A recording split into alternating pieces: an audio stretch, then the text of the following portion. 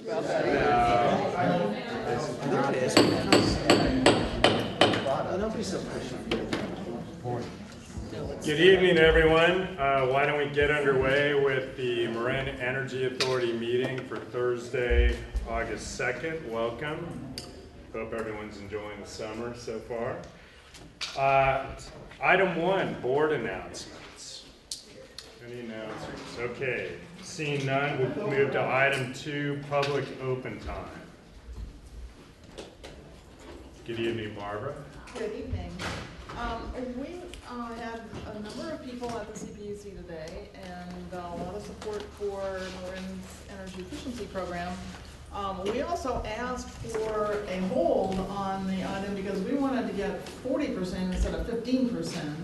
And it was an issue that was kind of like, I didn't totally understand how it was working because the way this process works at the commission, it's in documents that are not labeled, and I've been so busy I did not know this was coming down the pike. And Barbara, if I can interrupt for 1 second, are you talking about the agenda, the agendized item, though, right? No, I'm talking about the 2012. You're talking about 2012. Application. Yeah, okay. Which was going to be, there was a resolution today which would have only given us 15%. I mean, that turned out to be all we had asked for, and I didn't realize that. But, you know, I feel like the staff really, you know, basically told our folks that we could only get that much, but that was based on something called statewide and regional programs that we would not be allowed to get that money. But there is no such thing as a regional energy efficiency program right now. And it's never appeared in the documents.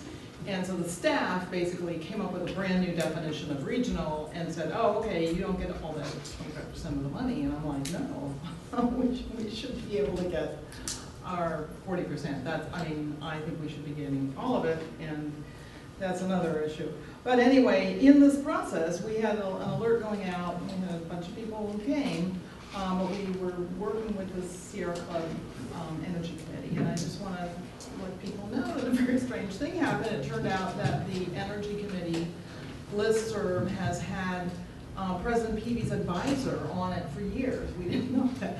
And so all of our alerts and all of our commentary on MEA and CCAs in general have been going straight to the commissioner. And the feedback, I mean, we didn't realize it until yesterday, and I looked back at this guy's email, Scott Murdishaw, and it turned out that he had said that several times, but it was so kind of not what anybody was expecting that we didn't register that he was on the list. And he was just making comments, but he would say, I worked with President Peavy to do this. So like, one of the weird things was that in the last day, he must have sent 10 emails, discussing this with us on the list. So we probably got more time from the commissioner's office than I had ever gotten from Peavy's office. And it is interesting that he was that, concerned about the Bay chapter, what we were doing and about the MEA's program. So obviously this issue went straight to Mr. Peavy, and somebody ended up holding it. We had asked for a hold so that we could, go back to the staff and say, hey, we don't really think this is, fair to, take out this money for regional programs that don't exist. So anyway, we do have that time between now and the 23rd, and I hope that that's the agency will support getting more money instead of less. So it is on hold? It was held, yes, and it wasn't held up until the meeting. It was not on the hold list, but in the midst of the meeting, President Peavy said it's on the hold list.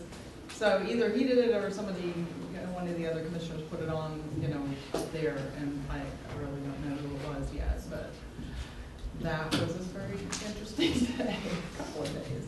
All right, well, thanks, Barbara. Don, do you want to comment on that for a minute? Yeah, I was just going to report that the item was held this morning. Obviously, we're disappointed. This is a program that we were hoping to launch in 2012. We were hoping it would launch in April. We worked very hard with the Energy Division staff to revise the proposal. Your board approved a revised proposal on June 20th, which was submitted for approval through this draft resolution process. So we were, of course, very hopeful that it would be approved today. We had an implementation meeting planned for tomorrow to begin our EE program, but unfortunately we won't be able to do that now. We're hopeful that the approval will occur on August 23rd at this time. We encourage folks to come out and support the plan. We think it's important that we get our program started, and we do plan to grow the program after it starts. The dollar allocation that's currently proposed in the draft resolution is over $400,000, and so it will enable us to start a very good program, which only has a few months left in the year. And we'll be discussing later on in the agenda today the more robust program that we'll be launching in the coming 2-year cycle. I can also mention that it was Commissioner Simon's office that requested the hold on the item. We're not sure what the reasoning was. We heard there was a last-minute request this morning from an individual who we're not familiar with. So we're hoping to find out more about that, and I'm hopeful that this will get passed through on August 23rd. Okay. Any more members of the public? Kiki? Good evening, Kiki Laporta. This may be bringing coals to Newcastle, but I was asked by Strategic Energy Innovations to let people know in the municipal, government, and institutional sectors in Marin about the seed grant funding for solar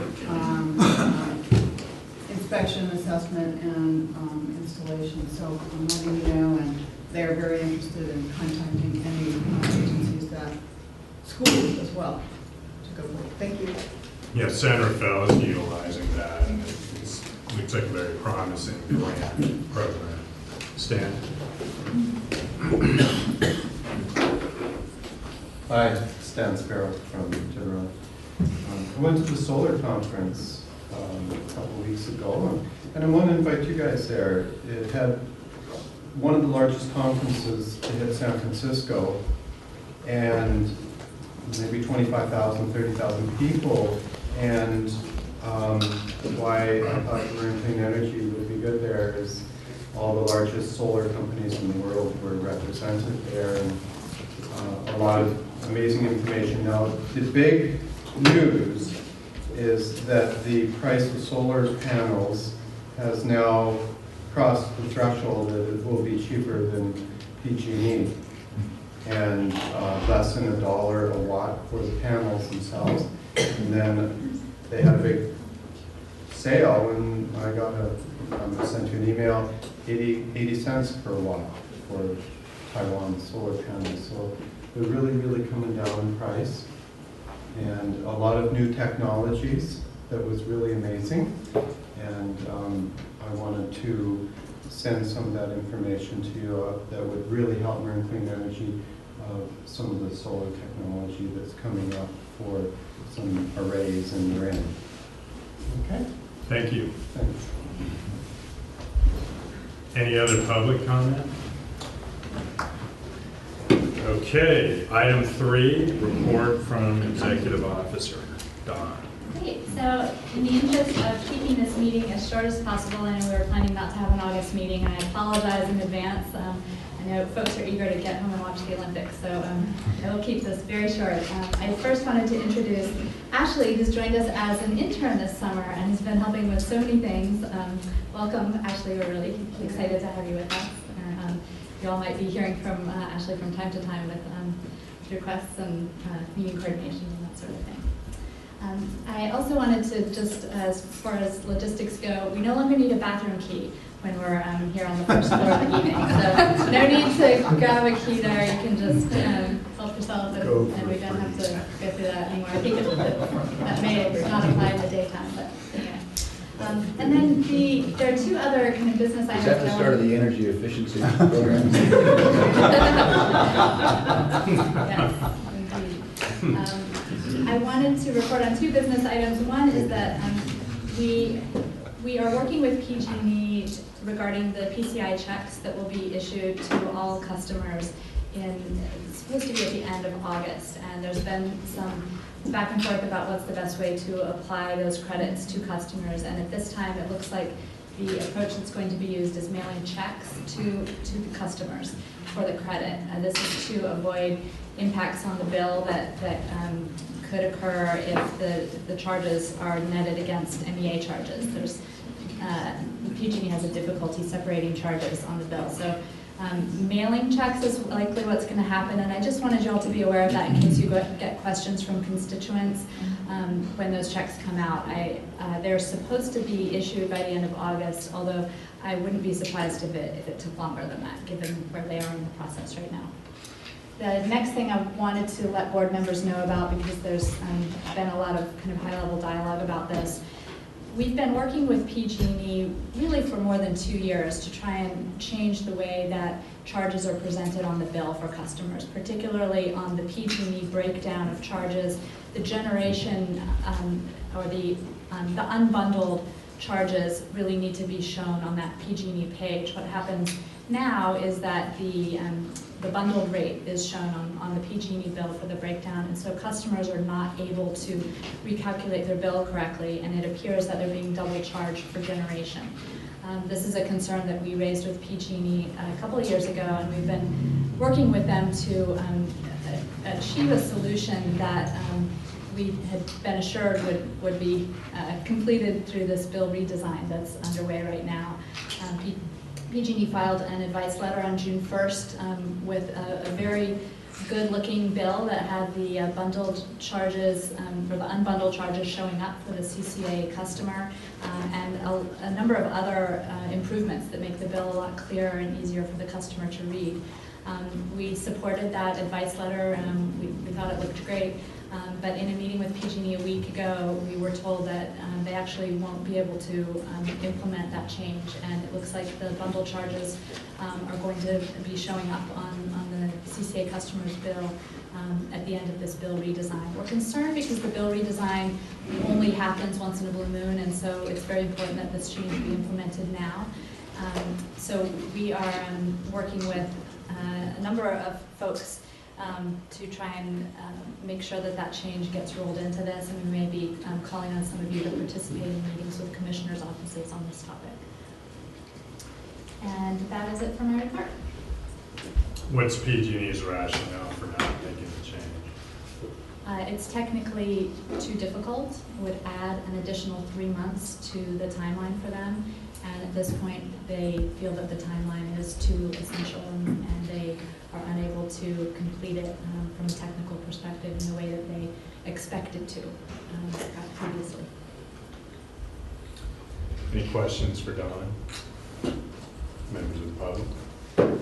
I have a question. Yeah. So I think, can you give us a couple of talking points, because as 95,000 of us are now enrolled in Marine Energy Authority and our program, Marine Clean Energy, it seems that us as the electeds will get lots of questions from people about bills, and I can't tell you honestly the last time I looked at my PG&E bill, because I'm not responsible for that in my household, but I'm going to be. But I'm just responsible for paying it. But I don't have that anymore since I'm a member of MCE. But my point is that I just think that we're, just as we've had to be ready to answer questions about the whole opt-out process, being able to decipher the PG&E bill and understanding exactly what you're talking about, the unbundled versus bundled on the page, can you just make sure I can do that, because I know I get a lot of calls, and I just want to be able to respond intelligently about that. Would be great. Thank you. Sure, we'd be happy to do that. And the one thing that I think will be helpful, and Jamie can send to you, is a link to a place on our website that actually shows a bill with circles around certain places explaining what the different charges are.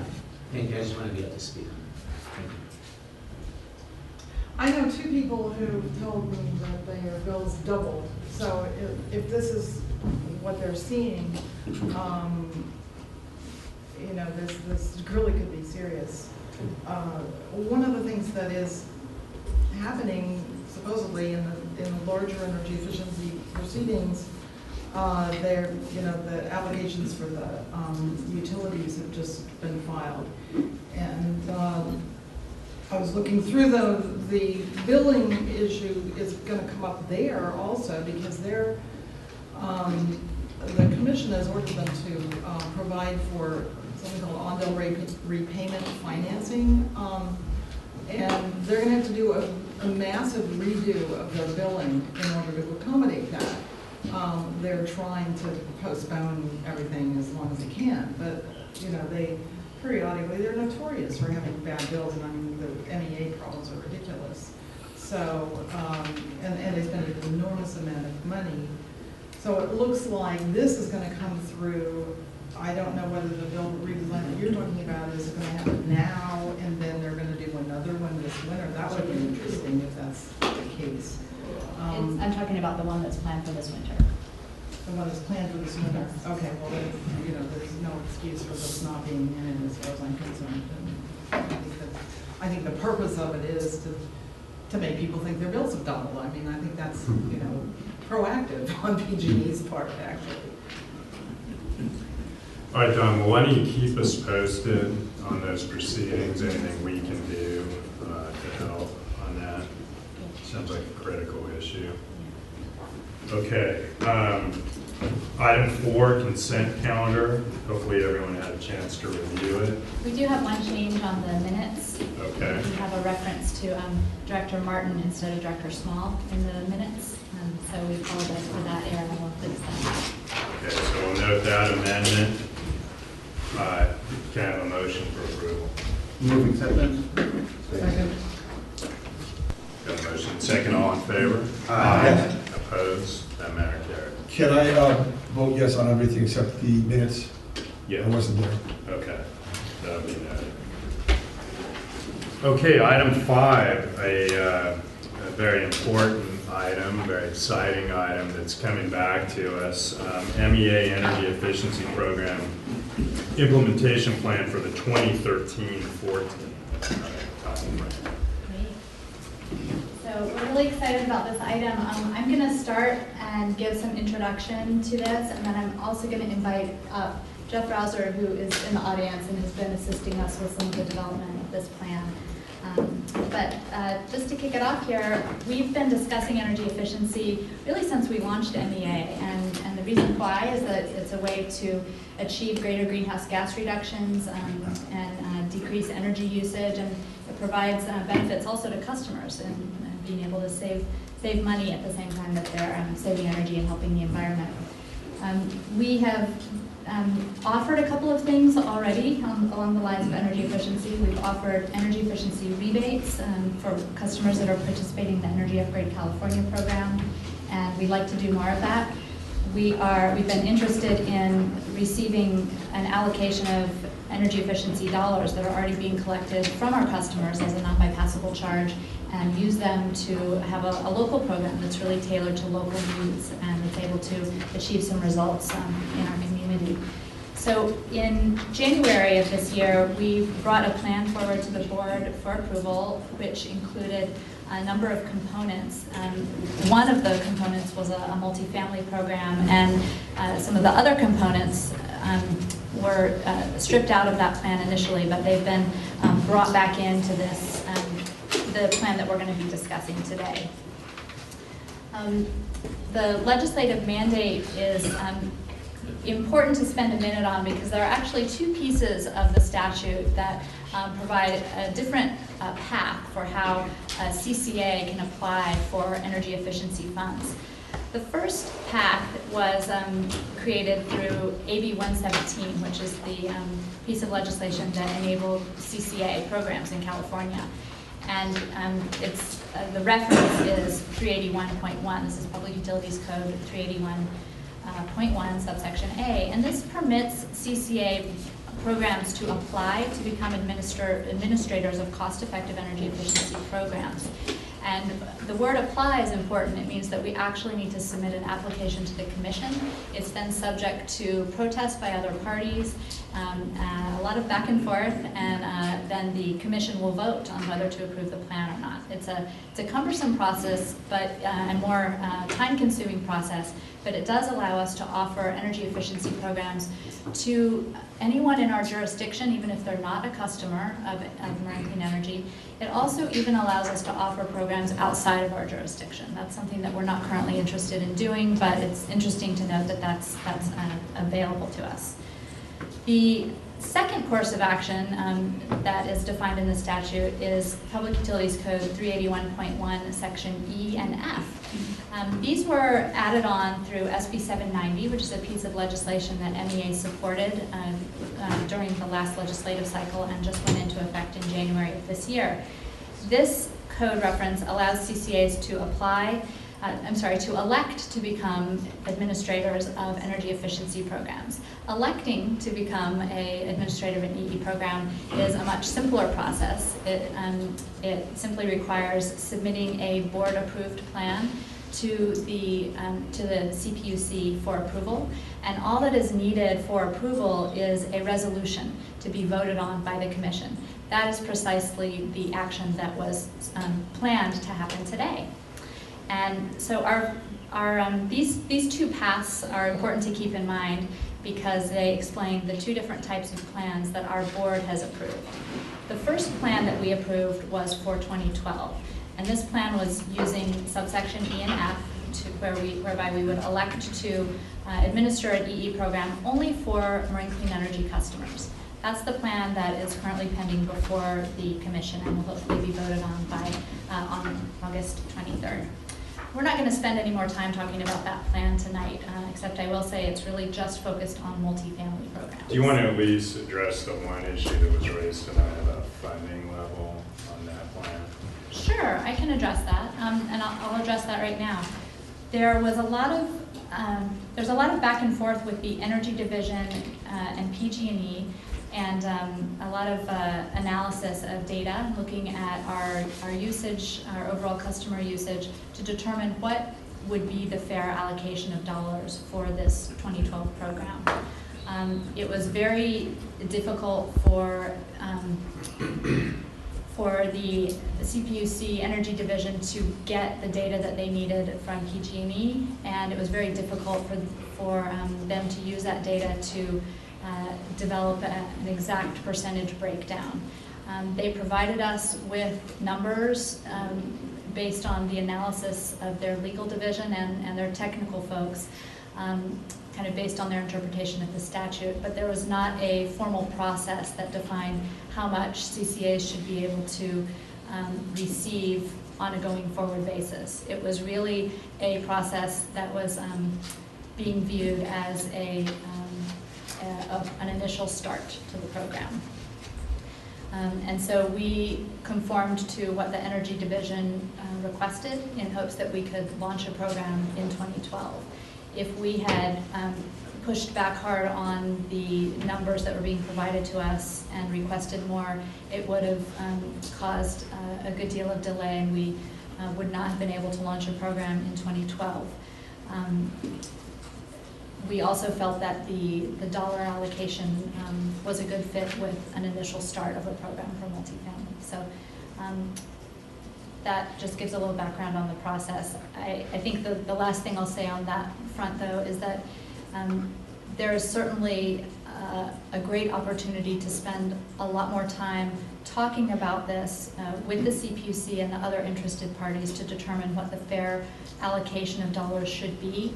There has been we are not agreeing to any formal process that would be in place on a going forward basis. We're simply looking to start a program, and we are hopeful that after that has occurred and we have a strong program that we can point to that has some results, that we will then be in a great position to go through the analytical process and possibly uncover additional dollars that we should have access to. So now I'm going to shift gears and talk about the plan that we submitted for 2013-2014, and that's really the focus of the presentation today. So this plan was submitted under the more time-consuming path, and this is under PU Code 381.1A, which allows us to apply to become administrators of EE programs for all customers in our jurisdiction. And as I said, we could apply for customers beyond our jurisdiction, but we're not doing that. But we are interested in serving customers who may have opted out of the Marine Clean Energy Program, but could still be served by our energy efficiency programs. Next slide. Oh, can you go back one? You can't. I want to talk for a moment about the Julie Fitch ruling on slide 4.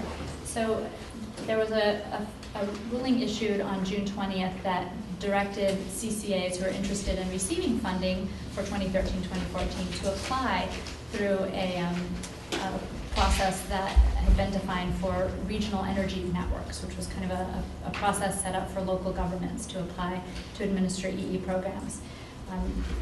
In this ruling, she requested that proposals be submitted by July 16th, so there was a very short turnaround in developing this proposal and getting it submitted on time. As a result, we were unable to bring a final version of the plan to your board prior to submittal, and that's why we're spending some time tonight to go through the plan with you and explain what it includes. And I think we can skip through slide 5. This just gives some detail on what the CPUC requires. But I'd like to get into talking about our, let's see, slide 6, we just as a recap for the 2012 EE funding period, we are, that proposal was submitted a while back, and I think we can move on to slide 7. So now we can get into the nuts and bolts of what is included in the plan. This is the exciting part. So we have 2 different elements in the plan, the direct service element and the financing element. And this may sound familiar because we talked about doing this way back in February, but it's become a lot more fleshed out and has a lot more detail. So the direct service element includes a multifamily subprogram where we would be providing services in multifamily facilities, doing audits and retrofits, and proposing measures that could be modified to achieve energy efficiency in those facilities. Then we also have a focus for small commercial, where we're really looking at restaurants and professional buildings and small retail. And we're working with some vendors that have a lot of expertise in those areas. And we also have a lot of partners that have been expressed an interest and worked with us in developing the proposal. And I think that will help assure a really robust implementation process. We're really engaged with the community, working with local workforce training programs, working with folks at the Marin City Community Development Corporation who have a lot of direct connections with folks that may end up being served by these programs. We're really excited about that. And then moving on to the single family component, here we're actually going to get into detail on this one because we have some interesting graphics here, but here we want to provide some software, web-based tools, and also some community, really grassroots-based tools that encourage behavior change in single-family homes. And this really will bolster the Energy Upgrade California program that already exists. It will also bolster the Lynn County program that exists, the Energy Watch program, and it will really be looking at residential customers to encourage them to take action and reduce the amount of energy that they consume, help them save money, and also help them work towards the results that they have in their mind, whether it be greenhouse gas reduction, or cost savings, or comfort, making their house more comfortable. So we'll talk more about that in a minute. The second element is the financing element, and this financing element really is a method to help the direct service element components succeed and be able to be financed. So what's being contemplated here is an on-bill repayment program, and we'd be doing that by placing charges on our bill to help customers pay off the cost of the upfront cost of energy efficiency upgrades. And then the other program listed here is a standard offer pilot program. And, this would be less hands-on, but would be operated similar to a feed-in tariff program, where we put a price out there saying, hey, we're going to buy energy efficiency from a vendor, and they bid into us. And then they actually implement, and once they've achieved the savings, then we can cover the cost once they've delivered those to us. So that's kind of an overview of the program. You can move on to slide 8. And I'll just make a couple of comments about these programs. The multifamily program is really targeting an underserved market sector, and that's important to the commission. I think it's also important to our board. As I mentioned, we'll be collaborating with a number of local partner organizations, and if you have an opportunity to flip through the EE plan, I apologize, it's over 100 pages, but there is some great information there about the partners that we'll be working with, and I won't go into it now because it would actually take quite a bit of time, but we have, in many of these subsections of this plan, we have a list of no less than 20 partners that are really interested in working with us and helping to spread the word about this program.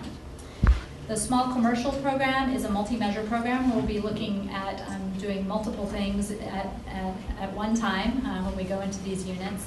Looking at HVAC, looking at windows, insulation, light bulbs, and water conservation. It's been important to the CPUC, and we're very aligned on this front that we'd like to look at water measures at the same time that we're looking at energy measures. And we're really going to work to try to target high energy use segments here, including restaurants, retail, and professional services, neither of which, I think both the small commercial and the multifamily, is really an underserved segment of the population as far as energy efficiency goes. We've really spent most of our efforts in Marin County over the last 10 years focusing on public buildings and government facilities and schools. So getting into these sectors is really exciting. Then on to slide 9, a little bit more on the single family program. Really here targeting behavior changes and appliance upgrades using education and outreach tools. Jeff is going to spend a little more time talking about this. He has a lot of experience with the program that they've been piloting and operating up in Sonoma County. And it's really, they're doing a great job up there. It's really exciting. So I'm going to turn it over to you in just a minute, Jeff. The last thing I'll say is that in the financing element, the focus on bill repayment, we think will be a great way to help, once we come up with a list of measures that a home or business could choose to implement, they'll actually have an option to cover the cost if they don't want to pay the upfront cost themselves. So we're excited about having that as an option for customers. It just provides another choice if folks want to go that route. So we can move on to the next slide. And Jeff, if you'd like to come up here and sit or stand at the podium, whatever you're more comfortable with. You can do it either way. So just a little bit more than what Don was saying. One of the areas, one of the sub-programs which we're going to be focusing on at MEA with the energy efficiency program is single family. And for single family, we're doing something that really hasn't been done yet. Is the commission's really pointed to as something they desire to do in the state, and we're going to pilot more, and that's helping people change their behavior, and also and by changing their behavior, they can reduce the electrical consumption, which retrofits, changing the building show has an effect on that. But studies show, and a pretty deep study in Sonoma County, that's only 35% of the problem. The other 65% can be solved through behavior. And so what MEA is going to do is utilize technology that's been piloted up in Sonoma County and refine it and make it work down here and with MEA. And what it is, we call it utility demand reduction, because it's not just energy, but it's also water. And the combination of water and energy savings measures to accomplish that. So what this technology does is there's really three parts of it that you can see up on the screen. And the first part is what's called My Energy Use. And what it is going to enable, through a secure sign-in, consumers are going to be able to see their energy use, and that's going to be pre-populated with property characteristic data that we get from tax assessment data and other climate data sources. And they'll be able to go into that, and they'll be able to update that default information if they want very quickly. And it's going to look at things in their energy use, like the number of people in their home, how they use it in their home, appliance, what their situation is with appliances, cooling and heating equipment, whether they have solar or not. So they're going to answer those questions, and very quickly from that, they're going to get what's called an action plan. And the action plan is a list of priorities that are based on your personal situation and your desires and your preferences. But the priorities can be based on return on investment for measures taken. So what that means is perhaps behavior elements like maximizing the use of your dryer loads and turning off your lights, things like that obviously get a very high return on investment with very little or no cost. All the way down to changing solar, which is much more expensive, but in many cases you can get a big payback. And so what this tool is, it helps optimize all that, and it spits out this list of priorities based on your situation. And your situation may be, your focus may not be utility demand reduction. It may be, it's utility demand reduction, but it might not be economics. It might be information in terms of, you want to reduce carbon, that might be your focus. You might be more interested in health and comfort, which when you make these enhancements, that obviously helps. So this whole program, a combination of the outreach programs and the technology, is really geared to get people to better understand in a fun way how they can change their behavior. And then the last part is my projects, and what my projects is through this process, you want to stay engaged with your customer. And with existing programs and projects that are out there today in energy efficiency, they're going out there, they're maybe doing retrofits and getting financing for that, and then you're done with that customer. And what this will do is it'll still help stay engaged with the customer, so you can continually offer different services and value-added services for that customer. Next slide, please. Could I ask a question? Yeah, go ahead. Yeah. With regard to the My Energy Use phase of it, doesn't that require a lot of the smart outlets and the smart Smart meters. the accessories that actually talk to the smart meter? I mean, I understood that you have special plugs that you plug your stove into, or you plug your mixer in, that will in some way, otherwise you can't tell that it's the washing machine or the dryer that's using electricity. Right. So there's a whole interface here, isn't there? And we can talk about this all day, but what you're doing is, that's exactly where this program's going, right? I mean, most people don't have a combination of the appliances and the smart meters in place today to do what you're saying, Yeah. but this technology will support that. So you actually get full, real reads of how your equipment and your appliances are consuming, and your lights are consuming energy, and you can immediately adjust to that. And part of what this program is going to do in the future is have a monitoring capability, through a third-party application, so you can do exactly that. That's a great question. I think we have another question over here. Yeah, I've got a definitional question. Your presentation has been predicated on making references to changing behavior. And I think it would be helpful, certainly for me and probably for the people who are looking at this, we hope they are on TV at some point, to define what you're talking about. What kind of behavior to begin with, and changing to what kind of behavior, so that we've got more definition in terms of what the discussion is. Generally, yes, obviously, what's connoted is some sort of more efficient behavior that uses less energy. But I think if you could talk a little bit more and fill in that conclusory term with some actual examples of what you're talking about. Yeah, it'd be better. And I'll give more. I gave one, and that was maximizing your loads in your laundry.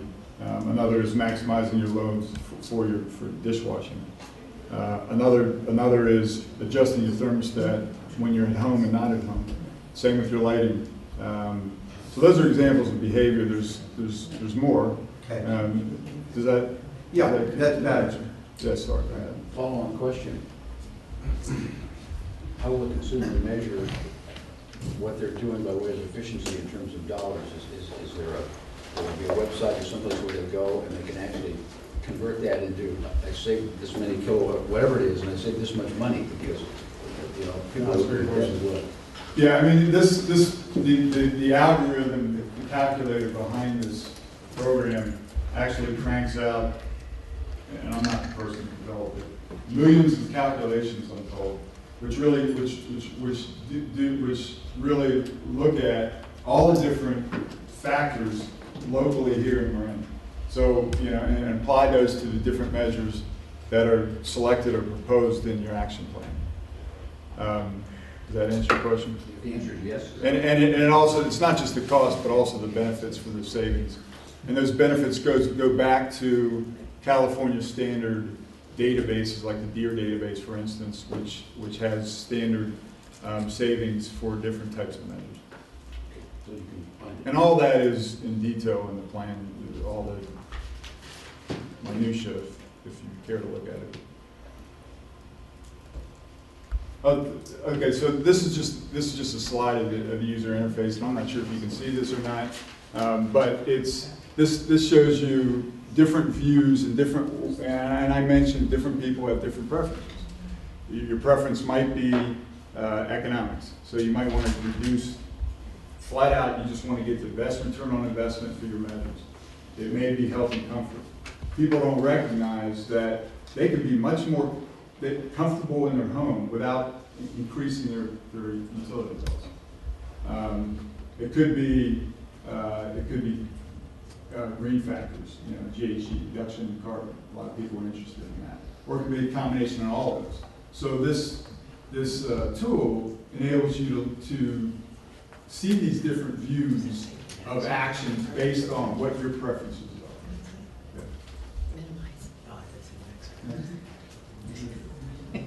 And this is just the energy use input form, which I already described that. That's different ways that you use energy within your house for appliances, for equipment, how many people are in your home, you know, how you set your temperatures, the age of your house, and a lot of this, again, is pre-populated with default information, and then somebody can go in and adjust those if they want to refine them.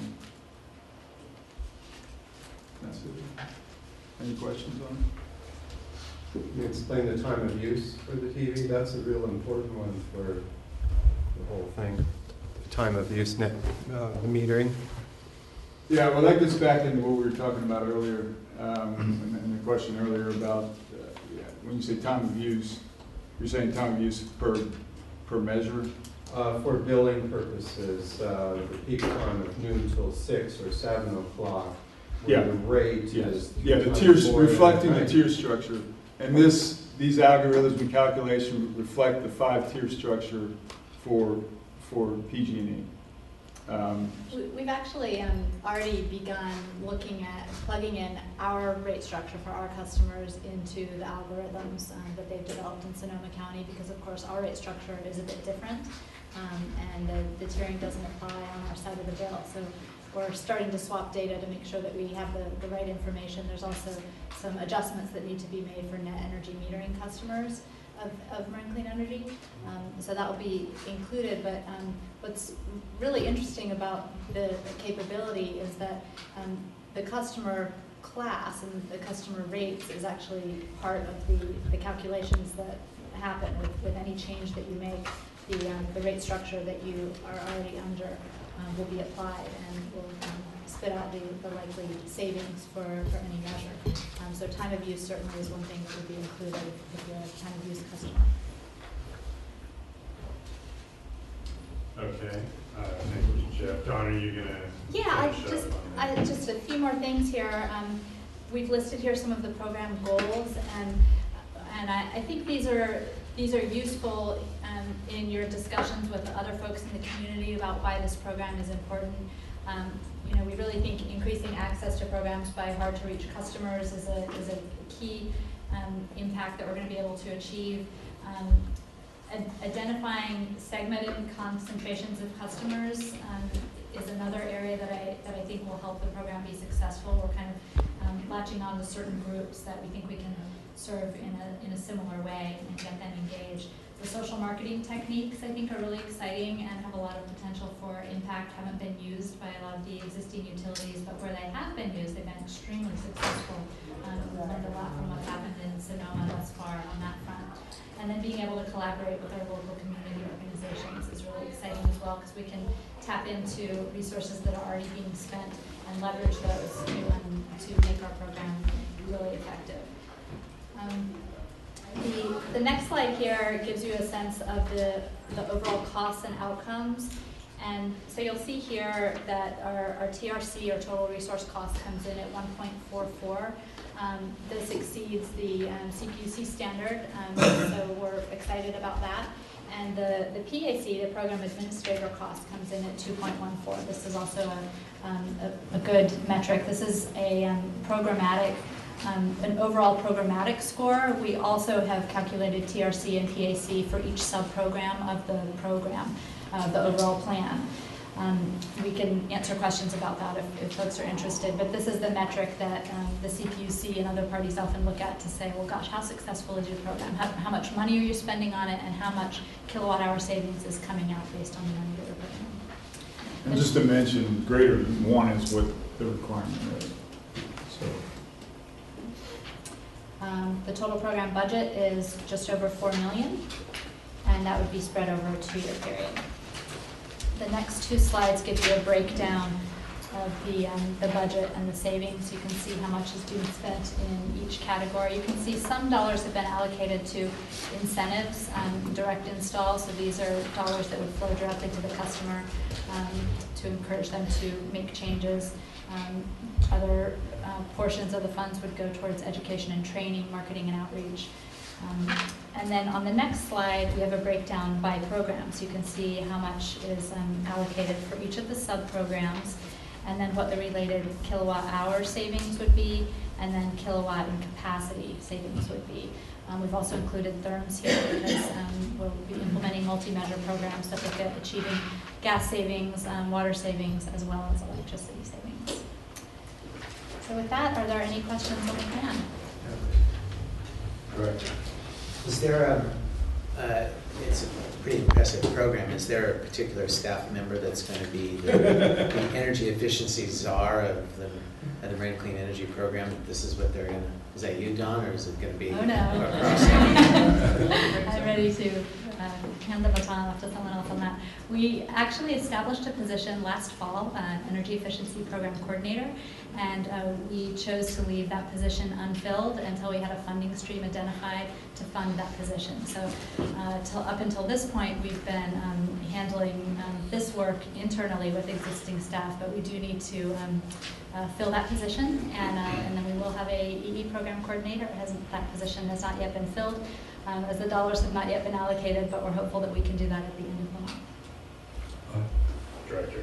This is a rather big bite for our organization. Do you think that we need to jump into all of it at one time, or would it be better to do one, maybe multifamily first? And because I thought there was some discussion at some point that the commercial was a particularly difficult thing to do. So, what are we going to jump into all of it at one time? Yeah, you know, I don't recall a discussion about commercial being difficult, but I think you're raising a great point, and the kind of the thinking behind our revised 2012 plan was to do just that, to walk before we run, to start with the multifamily program, get the team together, get our programs up and running, and then launch this more robust plan. I think that the difficulty with launching a small program is that you still have overhead costs that really reduce your TRC and PAC numbers. And we found that to be true with our 2012 plan. It was very difficult to have a really compelling number there when you're going through startup and launch of a program that's only going to last for 4 months. And it's hard to achieve results in that time frame when you have to interface with customers and get projects completed. So launching a small program can actually be more difficult because there are some economies of scale. There are certainly a lot more components we could have added on to this, but chose not to. I think that we've kept it at a very good level for a 2-year plan. It gives us plenty of room to get involved in a number of different sectors in energy efficiency. We also didn't want to set a precedent at the beginning for requesting a small amount of dollars. Really, the way that the statute is written, we are supposed to be allocated the funds that are collected from customers via non-bypassable charges. And so we didn't want to ask for a portion of those because that would mean that the remaining dollars still live with PG&E to administer. It's simpler to kind of have a clean approach where either PG&E is administering the program or we are administering the program. So the program administrator costs that you're dividing amongst the different programs could actually be one person? Or Well, fewer, or something that you couldn't really easily divide? Yeah, the program administrator cost will include probably 1.5 internal staff positions at the beginning. We will also be contracting with quite a few different vendors. The primary vendor that we've been working with on this program is REMS. They're based in Marin City, and they will be handling much of the audit and retrofit work on small commercial and multifamily. We will also be contracting with Richmond Build and several other organizations that will provide services to us on a vendor basis. You don't have to explain this to us now, but is there a metric that you have considered as to determine whether or not this program is successful or not? And when would you be applying that metric? I don't need you to go through all the details, but just so that like a year or 2 years from now, we find out whether or not this program is really worth the time, effort, and resources that we're devoting to it. Yeah, there are pretty strict guidelines around evaluation and measurement and verification of results, and we plan to conduct that on an annual basis. And we'll be reporting that to the board. The CPC will also be interested in seeing how we perform. Okay. And if I could mention one thing, when you talk about economies of scale, there's also the marketing and outreach programs, there's technology, and both of those are going to stretch across all the sub-programs. And that's where really the economies of scale come in at. And there's some innovative outreach programs like working with schools, working with employers, that can affect each of these sub-programs. And as far as the technology goes, part of this technology also aggregates the data in the back end. So, all the results, positive or negative of each of these programs, that'll all be fed into this aggregated data to be reported on back to the program, to adjust your campaigns, to go before the board, to go before the CPUC, et cetera. Director Collins. A couple of questions. Dawn, how many units, how many homes are we talking about here in this budget for 2013? Yeah, gosh, that's a great question. I can look at the plan to give you an exact number, but I think the ballpark is about 150. But I can't recall if that was an annual or a total program. But that detail is certainly in the body of the plan. And then how much per home is the average amount? How much of the budget? Well, how much is allocated for home, yes, how much of the budget? How much is allocated Per per house, home? yeah, on average, in other words, how much are we advancing? That's a calculation we haven't done, but I guess a ballpark would be probably about $400 per home on average. But I need to do a little. And then that's the amount that will be paid back on the bill? No, okay, I think you're asking a different question. So maybe what you're asking is how much would the cost be for an average retrofit for a home? How much would the customer's cost be? Okay. Typically what we see is a range of measures would be proposed to a customer. Let's say we're talking about a residential customer. So after an audit is complete, there would be a proposal that you could swap out your insulation, you could do caulking, some low-cost things, or you could move into the mid-cost range of windows, being swapped out and more expensive things, or you could go to something super expensive. And so I think that the range of measures averages from $500 to $10,000 for something That's really comprehensive that includes HVAC. Would there be a limit on it, like say $10,000? Is there a limit? I mean, No, the limit really is what the customer's appetite is for making changes. So we're going to give them a laundry list, and then we will give them the mechanism of on-bill financing. Now, there is a limit on the on-bill financing. Our approach is to only put charges on the bill that allow the customer to be paying at or below what their typical monthly average cost would be. This is important for the banks because they want some assurances that the customer will be able to continue paying the bill. If the customer wants to pay for some additional cost of the upgrade themselves beyond what's covered in the on-bill financing, they could certainly choose to do that. There's no limitation. so the bank is financing. The customer is paying on the bill. The customer leaves town, what happens? You mean it doesn't pay the bill? Yes. Yeah. Well, those are some of the mechanics that we'll be working out with PG&E, but the way things are currently structured is that if the customer, any payments that the customer makes are allocated proportionately to the PG&E side of the bill and the MEA side of the bill. If the customer doesn't pay, they receive a notice from us after a 90-day period, and we eventually terminate them and send them back to PG&E. What would happen in the case of an on-bill financing charge being tied to that bill, it would be handled by the bank and the customer directly. So it's likely that there would need to be an agreement in place between the bank and the customer that would handle that scenario. And that hasn't yet been worked out, but we actually have begun discussions with banks that looked at We're not that involved same in that. question. We are not involved. Go back here. No, we would not be providing that financing from our balance sheet. It would come from the bank. And the banks are very attracted to on-bill repayment because the rate of people that don't pay their bills is much lower than a typical loan. And that's one of the reasons it's attractive. So your lights go out and you'll pay your rent. Yeah. There you go. That's pretty good. Talk about it. Don, you mentioned the standard offer method of financing as well. Is that currently being implemented anywhere? Not in California, but it is being implemented in Texas and in the New England ISO. And so we'd be using the existing programs in those two areas as a model for what we would implement here on a small scale. And we'd also be reaching out to vendors that currently engage and participate in that market there and bid on that program to see if they'd be interested in bidding out on our program. I think it's worth mentioning that this is one part of the program that we clearly define as a pilot. We need to see how it's going to work in California. We don't have an ISO that is running this program, so we don't really have a market for it in California per se.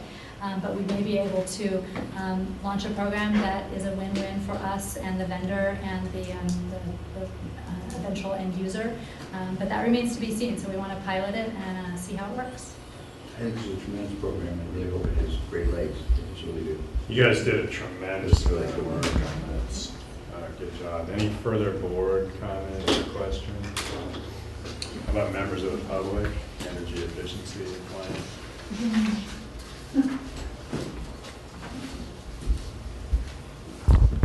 I don't want to take the board's time, but I'm very interested in learning about your program in Sonoma and how it works and how long it's been going. And with behavior change, we know that does it stick over time?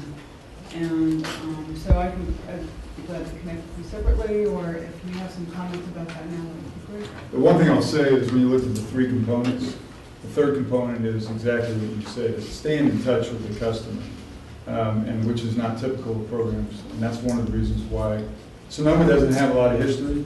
I mean, it's young. This program was just piloted at the beginning of this January. So there's not a lot of historical information there. But these tools, we believe, will engage consumers and continue to enable MEA to stay in touch with consumers. That's great. You all probably know that I'm working on a program through Sustainable Marin with Town of Peters called Resilient Neighborhoods, and we're doing the hands-on, boots-on-the-ground version of that without the software and the technology enhancement. So there may be some opportunity for collaboration. I mean, and that's part of what I think Don even suggested, that we start out with the pilot program, and that's it. And I think you suggested Resilient Neighborhoods as Yeah, in fact, we have a meeting walking in the back there. He's already set up a meeting with Resilient Neighborhoods and Planet Ecosystem. Thank you.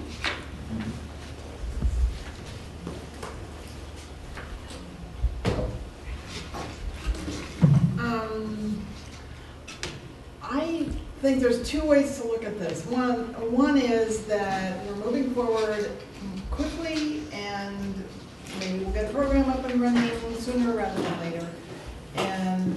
But you need to understand this is a really, really big fight, the energy efficiency fight. It's gonna, I'm sorry to say, it's ridiculous, but people have been on the board for a while, and people like Nevada realize that, this is how PG&E fought CCA. This is really, as I say to a lot of people, this is where the bodies are buried.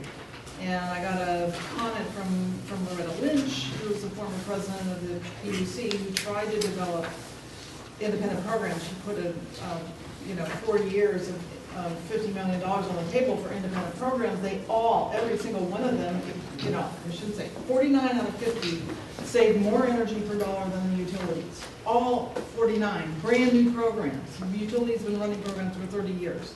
So, as far as whether or not we can do a better program than PG&E, absolutely we can do a better program than PG&E. Almost anybody could do a better program than PG&E. But I really want to caution you that the way this has moved forward at the commission is they violated all their own processes, and there's going to be hell to pay for that, frankly. And it could have been done, all out of the regular process, which was the 2012 program was pretty much left, it all happened in the back room, which I don't think is a great idea, but on the other hand, sometimes at the commission, it's like, okay, otherwise you're going to have to go through the processes. What has happened with the Jody Fitch ruling on the 2013-14 plan, she put everything backwards. She basically said, here, you can put in a proposal in less than a month. I mean, cities, and we had absolutely no time for input on this, no time to discuss it. I mean, thank goodness Dawn was prepared in many ways, and so she was ready to move forward, and thank you, Jeff, for coming in and being available to do this. But that is an outrage, in my opinion, to force us to, to put a huge, it's 150 pages. And there's no time for input, for public input. There's no time, and the public input, the process allows for people to get interested and excited about it. It's, the utilities take enormous amounts of time to put their, to have their program. They get program advisory groups, and so there's a lot of opportunities for input. But I just want to tell you that what has happened since they put, they said here, CCAs. You can put a proposal in, and then we're going to consider them all together. So we are considering in the proceeding now, the utilities, thousands of pages of utility proposals, these regional energy networks, and the CCA proposals, and they wanted to get them all together. Well, I think that would have been a great idea, and I don't know why Commissioner Farron didn't do it that way, and that's something that I hope the board will take that up with Mr. Farron. It's like, why weren't we CCAs in the MEA decision? Why were we an afterthought? Because what we had in the utilities, all of them filed very nasty comments on the 2012 plan. And they brought up all of these irregularities, and the irregularities going forward in the 2013-14 plan are even greater. Because this thing has been pushed through, and the ruling says, okay, parties will have it, we're going to have these applications, but then parties are going to have a chance to give us comments after it's all done, after these are all in. So what that does is leave us open to all kinds of attacks. And maybe the commission is well-intentioned and they really want to move us forward, or maybe they want to really screw us up. I mean, this could be looked at in either way, but just get ready to fight for the money. And this is this is going to be a major fight. And I understand we've got people waiting, who are ready to start the program, and we should do it. But already, in the back room on the 2012 program, they took out the small commercial program The multifamily program, the utilities are saying that is not cost effective and that's illegal, because we only have one program now. If that's not cost effective, we're in trouble. And so this is the kind of thing, when they hurry you up like this, you're gonna have problems. And, you know, so I just want to read this little comment from Loretta Lynch. Barbara, let's, if you could wrap it, I think we Yeah. fully get your point. I Okay. actually have a follow-up question for Don, so 30 more seconds. Okay, well, I completely agree with Barbara that energy efficiency is where many of the bodies are buried, and one of the places where the PUC and the utilities game the system against CCAs. I also agree that the PUC has pulled this 15% limitation out of nowhere and that it is not required by statute. However, MEA as a party if MEA does not consistently fight the 15%, especially in this precedent-setting decision, then it will go down as the law forevermore, with the utilities keeping CCAs in their small little box for business as usual. This is a very important decision on many, many fronts, and it deserves to be fought vigorously. Thank you. Don, give us a sense of the review process, the timing going forward with PUC on 01314. Sure. So the plan was submitted on July 16th. Reply comments were due about 2 weeks after that. PG&E, Southern California Edison, and SDG&E all filed comments in protest of the plan that we had filed. And replies to their comments were due last week, and we submitted reply comments. I'm sorry, you actually said July 16th, which was the 2013-14 plan, so the 2012 plan was submitted. No, I'm asking Later. about 1314. We already Yeah, talked 13-14, about okay, 12 well, earlier. I think you're getting those mixed up, though. No, you're right, I am mixing up the two Yeah, plans. which is easy to do. Yeah, it's easy to do. So as far as the 013-014 plan goes, the comments due back on that should be, I believe they're coming out tomorrow, and then we will be needing to respond to those by Monday the 13th.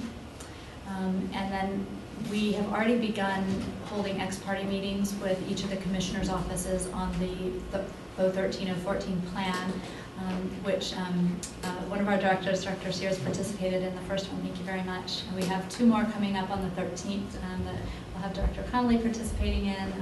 If you're interested in being part of an ex-parte meeting, let us know. We'll have lots of opportunities for that in the next couple of weeks. In addition to the comments being filed by the IOUs and then the counter comments being filed by us, the ex-parte dialogue will be really important. The date for a decision to come out on this is not yet firm, but it's expected to be sometime in the October-November timeframe. All right, well, good discussion. Any further questions or comments? Is this an action item? No, this is for discussion only. Okay. All right, great. Item 6, agreement with APCO Worldwide. All right. I'll be introducing this item with a few comments, and then later on, I'm going to introduce 2 representatives who we invited to join us tonight from APCO Worldwide, who will be discussing the proposal that they have offered for MEA. But the first thing I wanted to offer was congratulations to everyone for the completion of our Phase 2B enrollments. It was a long time coming and took a whole lot of work from everyone in this room and also people who aren't here tonight. So it's a really exciting time. With the close of July, we've successfully offered service to everyone in Marin County, and we've grown our customer base by almost 7 times. So I think it's a really great accomplishment. And with the completion of our expansion, we can now begin preparing for enrollment in Richmond, which would happen in 2013. Moving along into Richmond is really going to result in a changing landscape for all of us here as far as Marin Clean Energy is concerned. Before we ever began providing service in Marin, we conducted research. That was in early 2010 to determine public interest and opinion related to electricity, and that was really valuable to us. It ended up forming the basis for our messaging that we still use today. What we took from that survey was that we needed to focus our communications on providing cleaner energy for a healthier environment at affordable costs and without compromising reliability through our partnership with PG&E. With our recent growth and our expected growth in Richmond, we're facing new challenges as far as communications are concerned, and it really requires us to reassess our messaging and our tactics with our new current customer base and our future customer base. We want to make sure that we can communicate effectively with customers. Our goal has always been to be as transparent as possible by providing clear and easy to understand information for all of our potential customers about our program, so that they had all of the information necessary to make the best decision for them about whether or not they wanted to choose marine clean energy. With that goal in mind and the period of transition in mind that we're in and we'll be entering into over the next several months, now is really an ideal time to reassess our communication strategy and our messaging with our new customer base. And just with that introduction, I'd like to pass it along to our executive officer to talk about next steps for that process.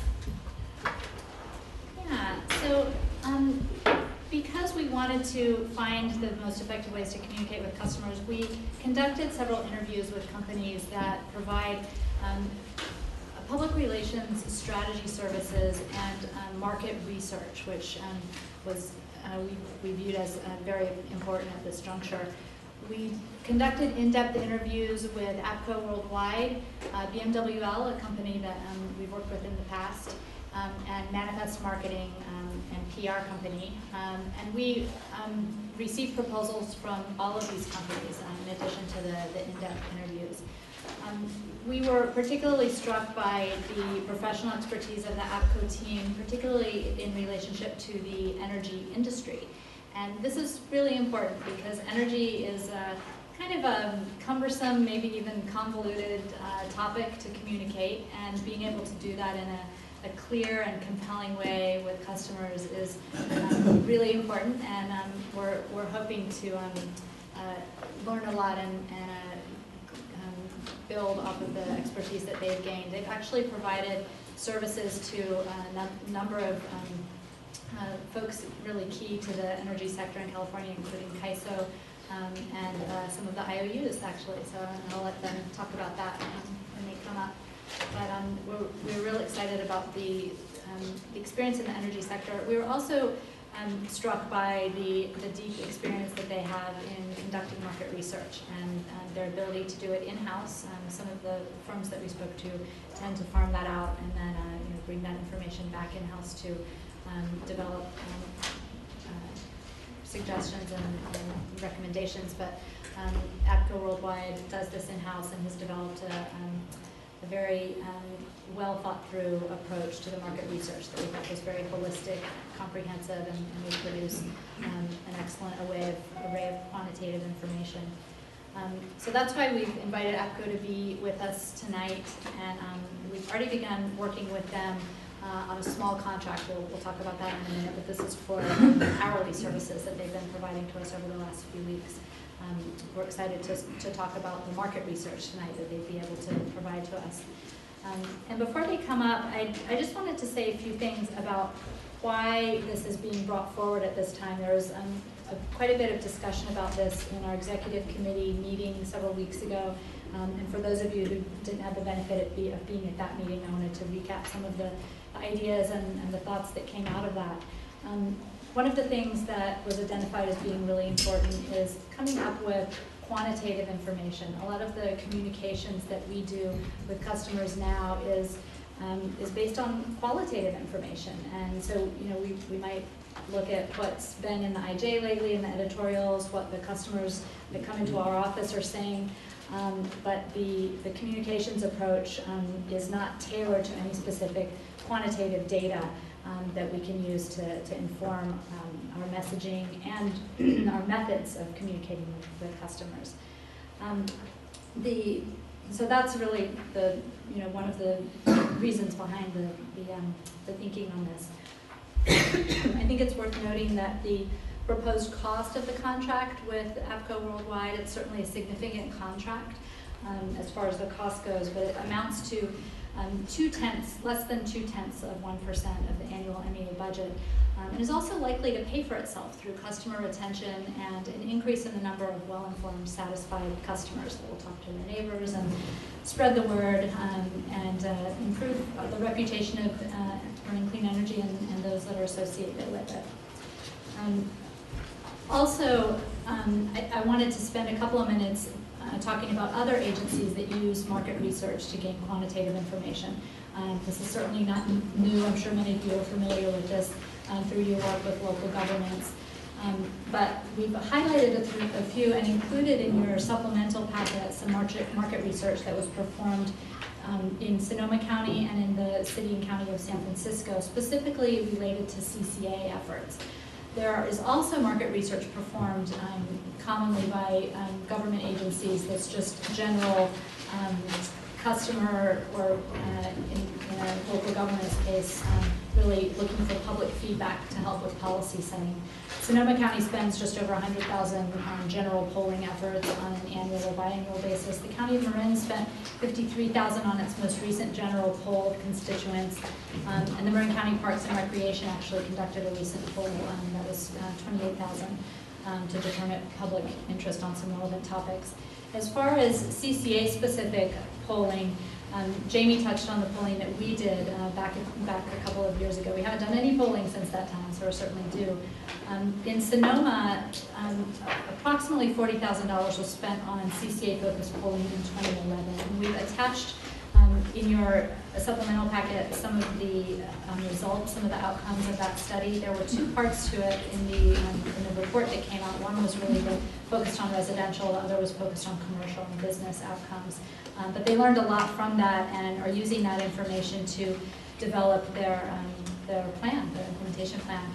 I spoke to folks in Sonoma County to gauge their the value that they felt that this process offered, and they certainly felt that it was extremely valuable, really essential in helping them identify the development of their program and their methods of communicating with the public. The city and county of San Francisco spent just over $100,000 on CCA market research, and we've included some of the results in your packet here. A couple of things that I think are worth pointing out in this study, just to give a sense of what sort of information you can glean.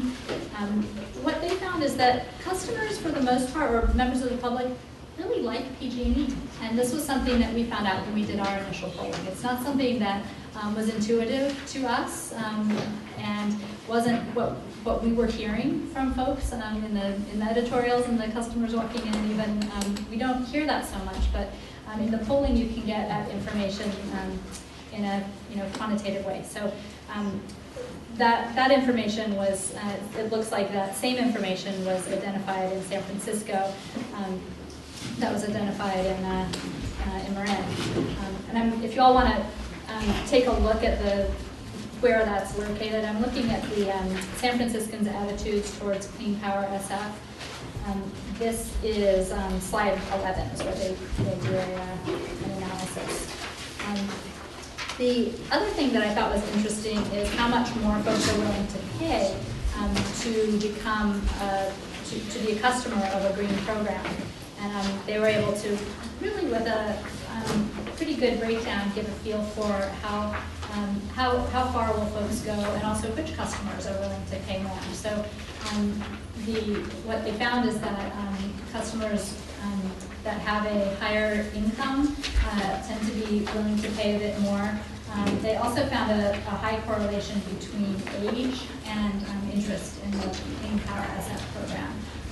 The younger folks that were interviewed were more interested in paying more, and the folks that are older in the population were far less interested in participating in the Clean Power SF program. So this is the kind of data that can be gleaned from a marketing effort. Certainly is valuable in as far as determining where to spend communication dollars, what communications methods work best, and what kinds of information customers need to get about the program. The last comment I'll make on some of the benefits that we discussed, this type of market research can also be quite helpful in our discussions with financial institutions as we go forward with achieving a credit rating and bond issuance.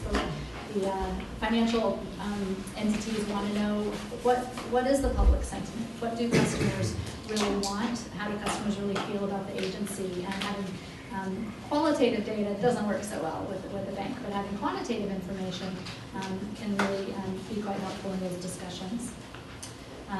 So with that, I'd like to turn it over. I think that Jamie is going to introduce our APCO team. Sure, great. Well, I'd like to introduce Jessica Sheehan and Jose Amacio, who are both here today from APCO. You're welcome to come on up.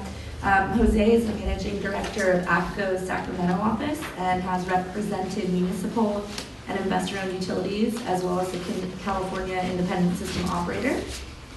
And Jessica is the Associate Director in APCO's Sacramento office and assists clients in the utilities and energy sector with communication planning. Thank you both so much for coming. Thank you very much for the introduction. I'll kick this off. First of all, thank you for having us here tonight. We're excited to have the opportunity to talk about our company and talk about our ideas for how we do the research. So we can skip that slide. A quick word about the company. We were founded 28 years ago. We're headquartered in Washington, D.C. We have about 30 offices around the world. 3 of them are on the West Coast, Seattle, Sacramento, and San Francisco. We just have more than 600 employees at the present time, and we are independently owned. In fact, we're one of the world's largest independently owned public affairs and public relations companies. We also are a certified woman-owned company. I'm sure you can't read this on the screen, although I understand you do have this information in your packet. But this shows you the range of services we offer. We're a full-service firm, and Don already mentioned that we provide research services in-house. The next slide, I think, says a few things about our research arm, which we call APCO Insight. It basically is a research firm within our firm. We have somebody on that team on the West Coast, but the team for the most part is based in Washington, D.C. In fact, the people who would work with you on the research program are located in Washington, D.C., which is why we're here tonight representing them, instead of having them come all the way from Washington to talk in detail about the program, although we can do that. Jessica's going to walk through that approach in a second. The very last bullet says that we do work for, 8 of the Fortune 20 and other Fortune 100 companies. That's true, but I also want to make sure you understand that we do work for other entities as well, smaller companies, public agencies, nonprofits, trade associations, folks like that. I don't know how much we want to really get into in terms of our energy experience. I'll just say that we do have a global energy and clean tech practice group. We have both a North America group and a global group. Jessica and I are both on the team. Across the network, we have obviously very extensive experience working in all types of energy issues, providing a range of services.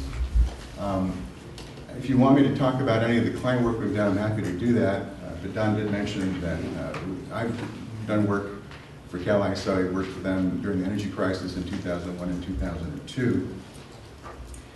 We've done a lot of work for municipal utilities. I can get into some detail about that if you'd like, and also JPAs that represent municipal utilities. And we've done a fair amount of work for the 3 IOUs in California. And we've done work for the business community on regulatory issues. So for the types of issues we've done work on, it's legislative issues, regulatory issues, infrastructure issues, service issues, and other reputational drivers that affect the company's reputation. So with that, I'll hand it off to Jessica. Thank you, Jose, and thank you, members of the board.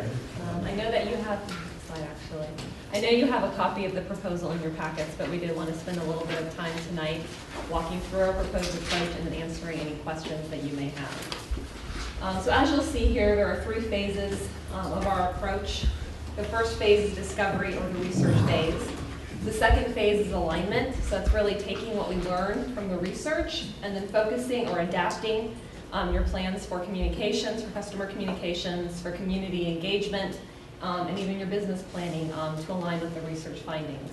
And then the third phase is the actual engagement phase. So that's how do we increase public understanding of the long-term value of a relationship with MCE? How do we better connect in a more meaningful way with customers and the local communities? So both here in Marin and then looking at moving forward into Richmond. So the purpose of the discovery phase or the research, it really is to identify what is most important to your customers. What is it that they expect from a relationship with MCE, and how do they think you're currently performing against what they expect or what they most value or find important? What do they perceive as your strengths, and what do they view as your weaknesses?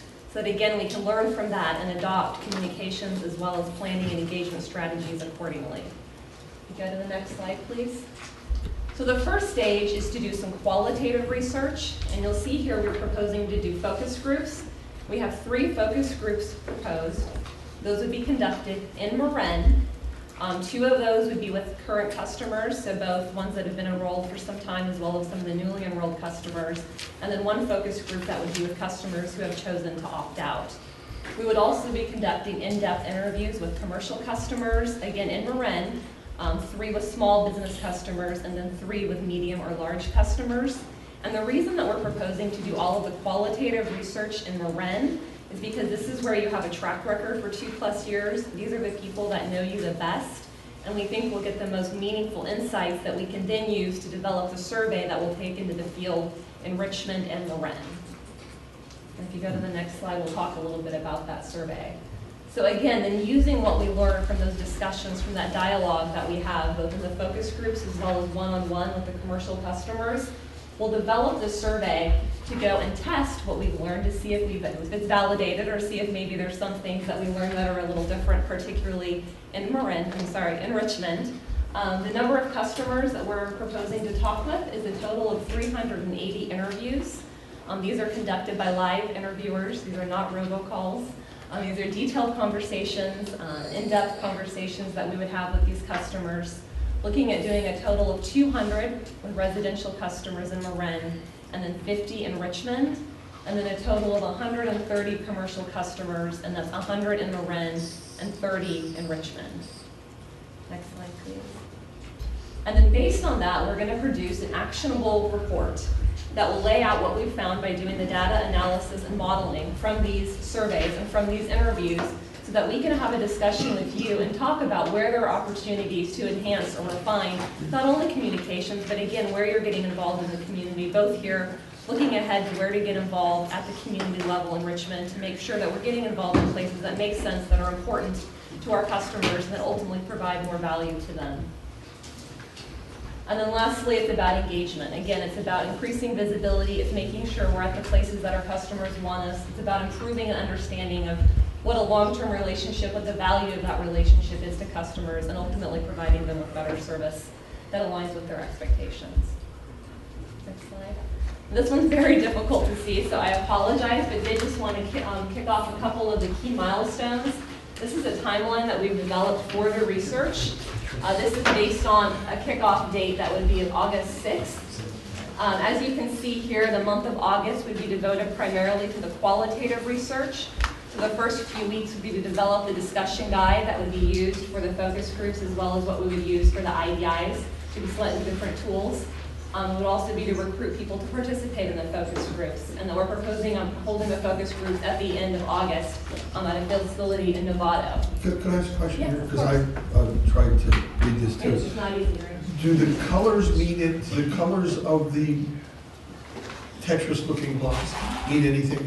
It makes it easier to read if they were all the same color and difficult to read. I mean, are they supposed to be the same color? No, the answer is no. They're not supposed to be the same color, but no, they don't mean anything. It's really just It's visually just- to make it easier to read than if they were all the same color. So the fact that some are dark, and some are light, some are brown, some are blue is not, doesn't lead us to understand anything. No, I Okay. can maybe even correspond to where we had like the header of the category, but no, they don't mean anything, the colors. I'm sorry for any confusion that. Now, the fact that a block is on a week doesn't indicate how much time is spent doing that during the week. It's simply that Correct, something you're was right. done during the week. Correct, for the focus groups, which would be a one day, we would do 3 in one day, one at 4, one at 6, one at 8 p.m. That shows a week block, but it would be So a this one is just day. kind of telling us what's In happening. general, what's going to happen when, just to give you an idea of the timing. And we would have a report based on what we learned from the in-depth interviews as well as the focus groups by September 14th. And from that report, there can be some learnings we can already start, using to inform strategy, recognizing that, we do need to go into the field with the qualitative, which would happen near the end of September, mid to late September, and then October would be using to take the data, to do the models, to do the analysis, so that we have a final report with recommendations about specific actions to take very early November. So again, about a 3-month time frame from the start to the finish. Yes. On the focus groups, I assume you're getting the names from staff or from our data on how to find the 3 different groups you were talking about. Yeah, how can you answer that one in terms of how we work with the vendors? How do you get the names? For the focus groups, we will add a list that I believe we're going to be getting from the staff. Right. And we'll go through it and try to do some stratification in the sampling to make sure that we're screening out people that we don't want to be in the groups. But if you get the names only from staff, aren't you only likely to get people who like us? We're not giving No. names, we're giving a customer list. Oh, it's And customer a list, comprehensive- right. A comprehensive. And they're gonna randomly pick from the customer list? Right. Correct. Okay. One question on the time frame, though. I think the whole point with the tremendous rollout in Marin and new customers and potential customers in Richmond, customers in Marin are now making the decision whether or not to stay in the program. So this sounds like we would have a completed survey by early November. Does that time frame work with what we're trying to accomplish here in terms of the rollout? Yeah, absolutely. I think that there will be information that we'll get along the way that could inform some of our communications with customers as we go. But it will be completed before we launch into Richmond, which will. Well, I'm not just talking about Richmond, though. We're trying to figure out how to provide Marin customers who are making the decision as we speak and will be over the next 2 months with the information they need to make an informed decision on whether to opt out. So does this work with that? Yeah, I think the other thing to keep in mind is that we are going to be here for many years. We're going to have ongoing relationships with customers. There may be customers that chose to opt out at some point for whatever reason that we can attract back to the program. And we'd like to make some concerted efforts to do that late this year. We've actually, as I've mentioned to some of you, that we've seen a slightly higher opt-out rate with this customer phase-in, and we think part of that is tied to the type of communication that we did with customers that was a lot more visible and overt. And I think that was our goal, was to be extremely transparent and encourage folks to take action. But that has resulted in a slightly higher than anticipated opt-out rate at this point in the time frame.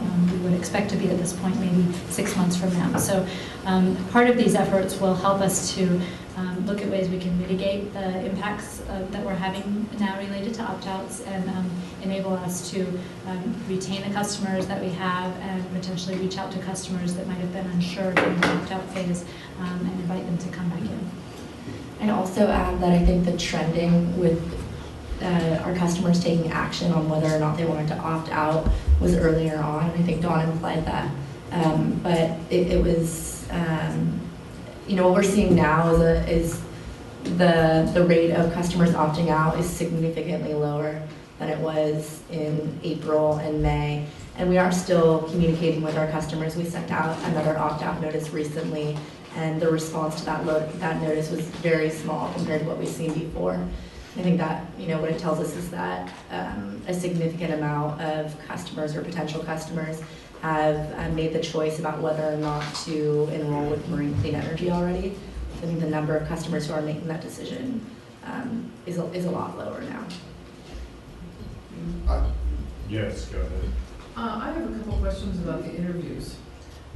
You said there were going to be phone interviews, and I know from my experience when we get calls that are polling type calls, I always find it very frustrating because it's always an either or answer. There's never any open-ended questions that are asked. There's never really the opportunity to give a meaningful answer. And so I always question whether the results or the data that are compiled are really useful or not. So that's one question that I have. The other question that I have is, when you call and do the interviews, are they informational at all? So, will you be giving any of these customers information, that might assist them, that they don't already have? So, we haven't designed an instrument yet, but generally speaking, we ask both closed-ended and open-ended questions.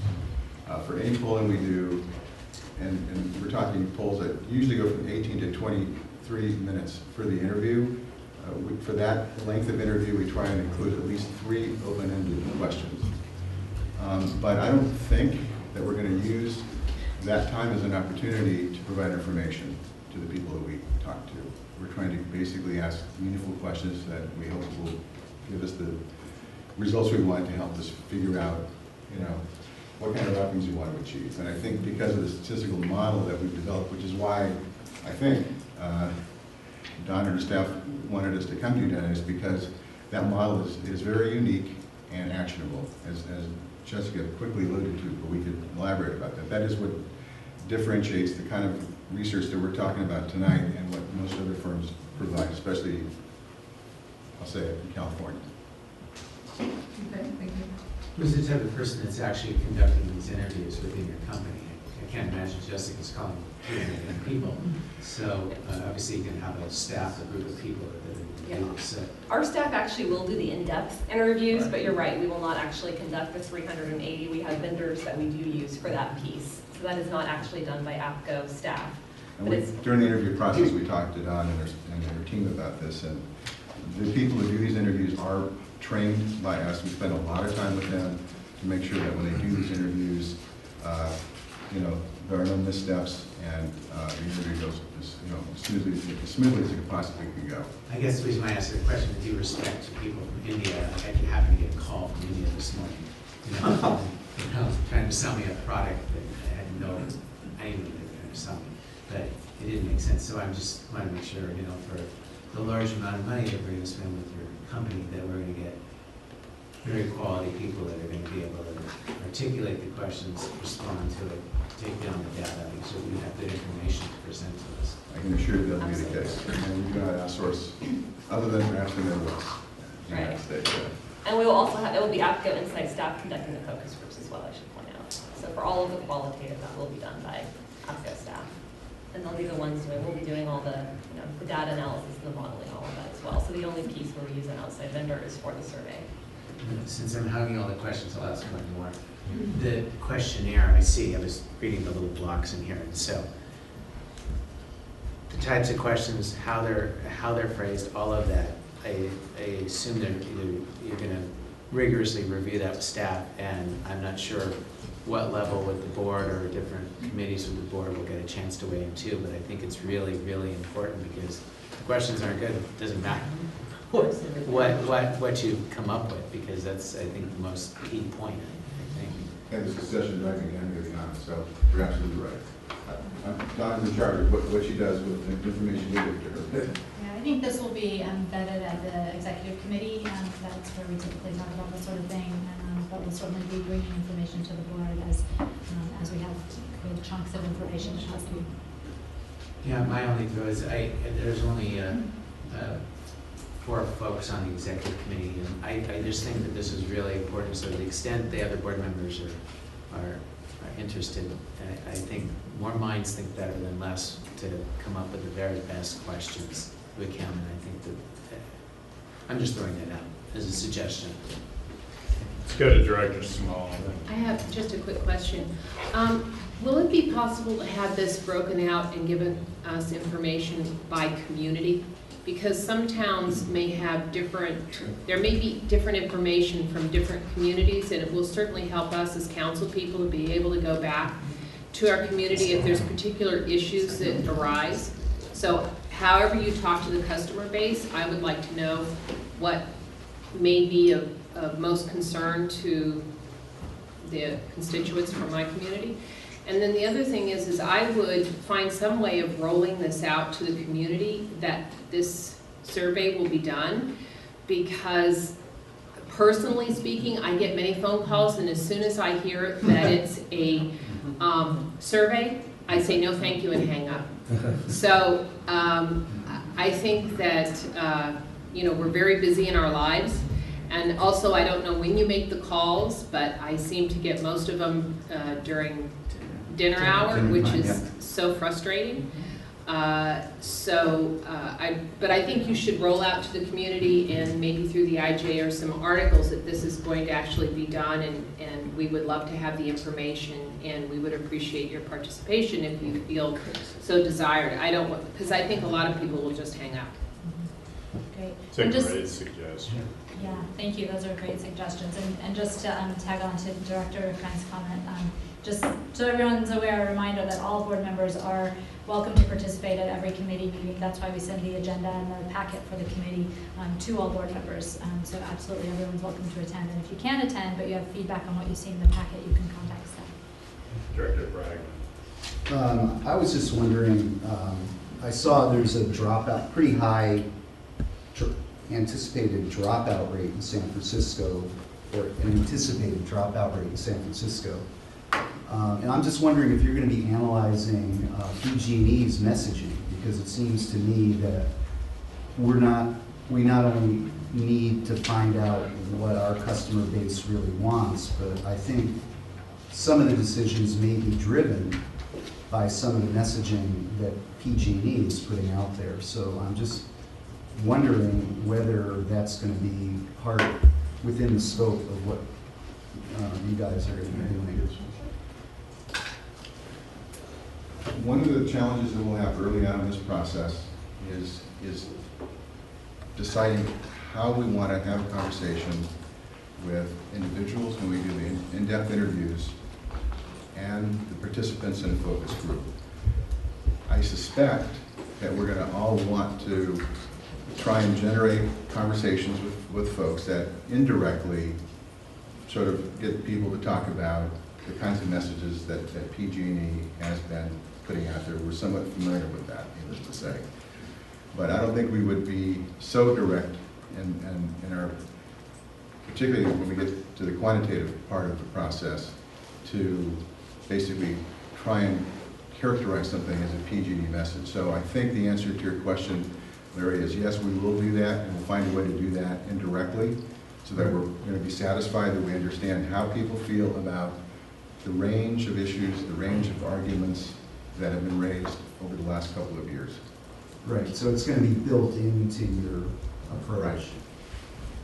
Thanks. Director Wachtel. A couple of things. I would hesitate participating too much in their drawing up the questions. We're hiring these people for a lot of money, and they're professionals, and I don't want to pusker too much with that. But I'll disagree with you, of course, as always, and I'll tell you why in a minute, but go ahead. Well, you know, we can talk about this later, but my point of view is that if we don't think they know what they're doing, let's not hire them. But if we think we know what they're doing, then I don't know that our input is going to make their questions any more relevant than what the professionals think. I guess my response, the only reason why I'm suggesting input, you're right. They're experts at surveying and have a lot of experience apparently in the energy industry, so that's why Don picked them. All I'm saying is for it to sensitize them that we have a carpet of fiefdoms here. We have the county, and we got 11 little cities, or some a little bit bigger than the others, and the politics, the opinions, the way people think is very different across the county. And so the same set of questions will be depending upon who the person is answering. And in some measure does depend upon where that person lives and all of that. And so that's all I'm trying to sensitize you to. So I know for our own small city, when we've done surveys, those surveys that company was asking very carefully what in my situation was with the city council, specifically to our town, because our staff and our city council knows, presumably, knows our town well, and so now you've got a county of 260,000, but it's not like Sacramento, I guess where Jessica's from, where it's a larger city. We really are fragmented, and I just wanted to sensitize that, so when Carla asked the question, can you ask for her town, you know, and I saw you kind of shrug or shake your shoulders like that's going to be difficult. I don't know how you can, whether you can do it by town, by zip code. No, we can break, we can definitely break it by town. But what not? I don't think they'd have any trouble identifying by zip code the source of the information that they're gonna get. And I don't think we're quite as homogeneous as San Francisco is with regard to their views on energy. But really the question I wanted to get to is I see that the analysis that we're asking these people to do really do approach two different sets of people. One are the Marin people, and the other is the people in Richmond.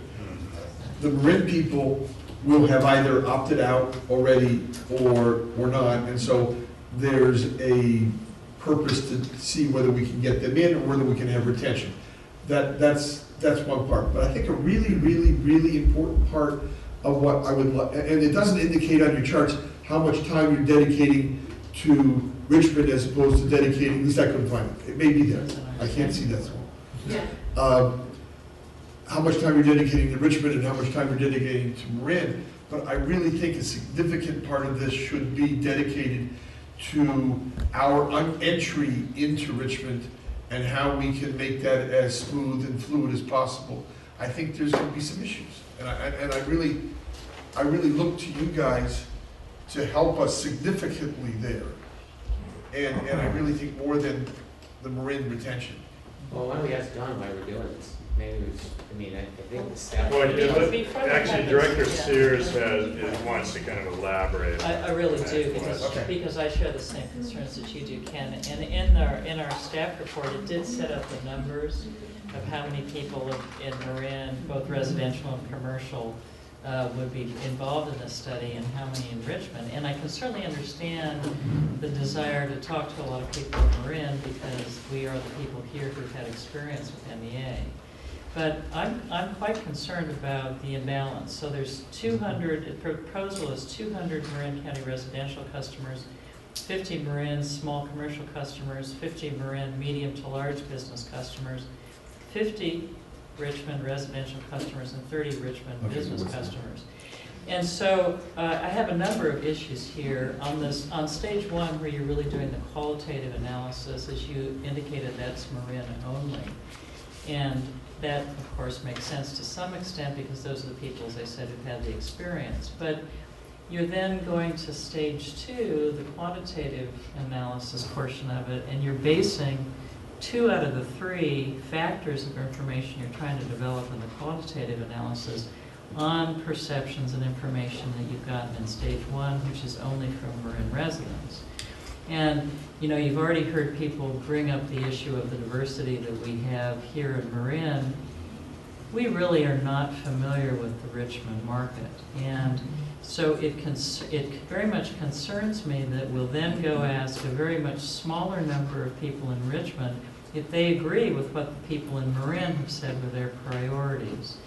And I'm just concerned that that may not fully explore or give us basis to assess what the priorities and values of people in Richmond are. So that's one piece of it. Second piece is, and Don, correct me if I'm wrong, but it's my impression, based on prior conversations, that we think there's a significant opportunity for commercial customers in Richmond. No, I think that what we've talked about is some of the large commercial customers in Richmond may be difficult customers to serve for a number of reasons, and so those customers are not necessarily important to the agency. In fact, those customers may be enrolled in a later phase, but there's not a need to really focus on those large industrial customers. Right. So we don't actually think that the user, the customer mix in Richmond, I mean, given how I personally think little we know about Richmond, this is kind of guesstimating, but we don't expect there to be a different customer mix between residential and commercial in Richmond than we've already seen to date in Marin. No, there there certainly will be a different customer mix. Yeah, but I guess I just wanted to clarify that the large commercial customers aren't necessarily needing to be a focus. Understood, but there are other commercial customers who are not large, and to the extent that there may be an enhanced opportunity to get that body of commercial customers in Richmond, it seems to me that we don't capture that. We don't get enough information by only talking to 30 of them. So, I mean, I share Director Wachtel's concerns here that we kind of got an apples and oranges issue, because needs that we may have in Marin are quite different. I mean, if the issue is going forward, will we be able to change the hearts and minds of some of our opt-outs and just inform our people so that we can continue to have beneficial customer relations? That's very different than finding out enough about a very new market in which we have no experience, so we are best informed on how to market our product and inform those customers and really figure out what their issues are. So I think I've laid out my concerns about, is there really a proper mix here of the targeted participants in the survey? So Don, how do you want to deal with this excellent line of questioning here? I mean, I have some thoughts, and we've changed some things, as you know, over the last couple of weeks. So do you want to respond first? Yeah, I'd like to. What I'd like to ask, and it's interesting that I know that it's what you're bringing up is something that we brought up also. We had the same question: why the breakdown? Is this the best approach? And so, with you all being the experts that have been doing this, this is what you do. We'd like to look to you to see if there's a way you might recommend a modification that might allow us to glean more information from Richmond without impacting the overall overall outcomes of the program. We can do that, and we can certainly try and do that within the constraints of I reckon just the budget constraints, yeah. Because we just start with a bigger budget. Let me say one thing, though, to kind of just fill in maybe a blank for everybody here. And this is a hard thing to really understand without actually seeing our model. Really what we're doing when we go through the qualitative phase is we're trying to identify what we call attributes. And when we've done this in the past, and we've done it for a couple of other energy companies, what we find is that there are a lot of attributes, many of which can be grouped or lumped together. 100 to 120, different attributes, again, many of which can be grouped. So the question that you're raising is, can we assume that the attributes that we can isolate during the qualitative research phase in Marin County be exactly those attributes that would be identified if we were to do qualitative research in the city of Richmond? And that is a fair question. So, we did make an assumption that we could use the attributes identified in Marin County and use them basically as a way to create a model to find out what people in Richmond think. And that may or may not be true without doing qualitative research in the city of Richmond.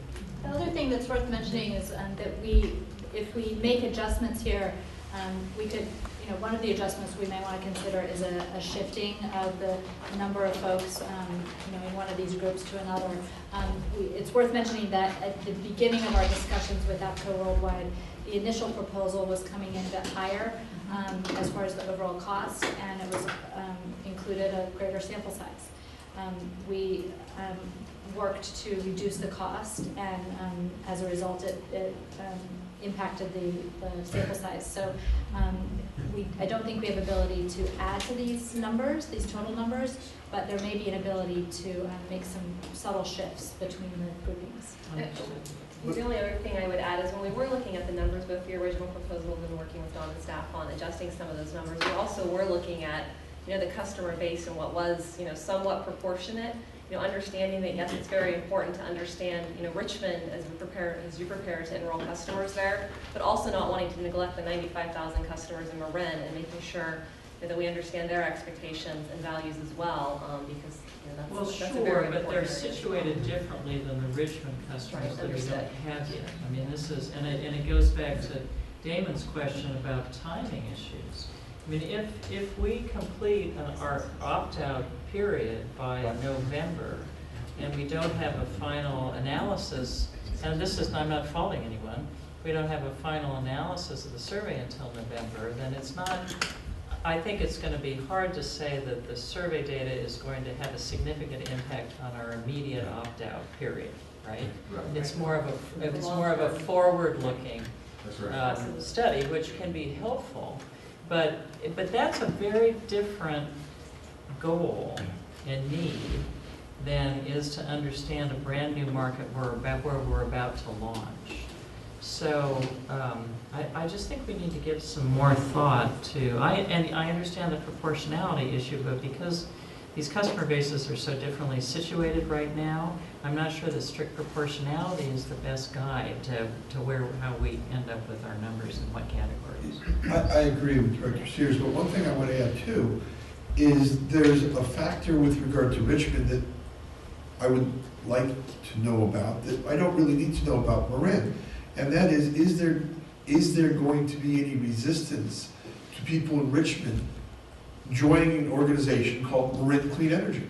Now, you're not going to have that resistance in, presumably, Marin cities. And I don't know if it's real, but I'd like you guys to tell us. That's the questions we'll bring and if there is a resistance, I mean, but see, those are questions that you're not going to, obviously not going to ask the Marin residents.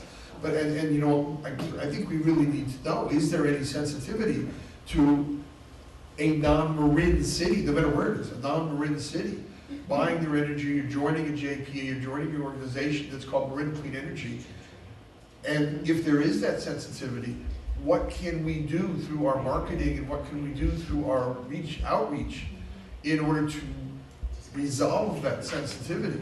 That's something that I think is really, my perception is that's really important.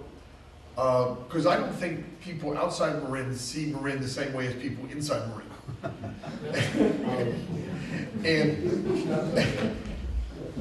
and I'm thrilled that Richmond wants, as a community, to join MEA, and I welcome them open-handedly, open-armedly, whatever.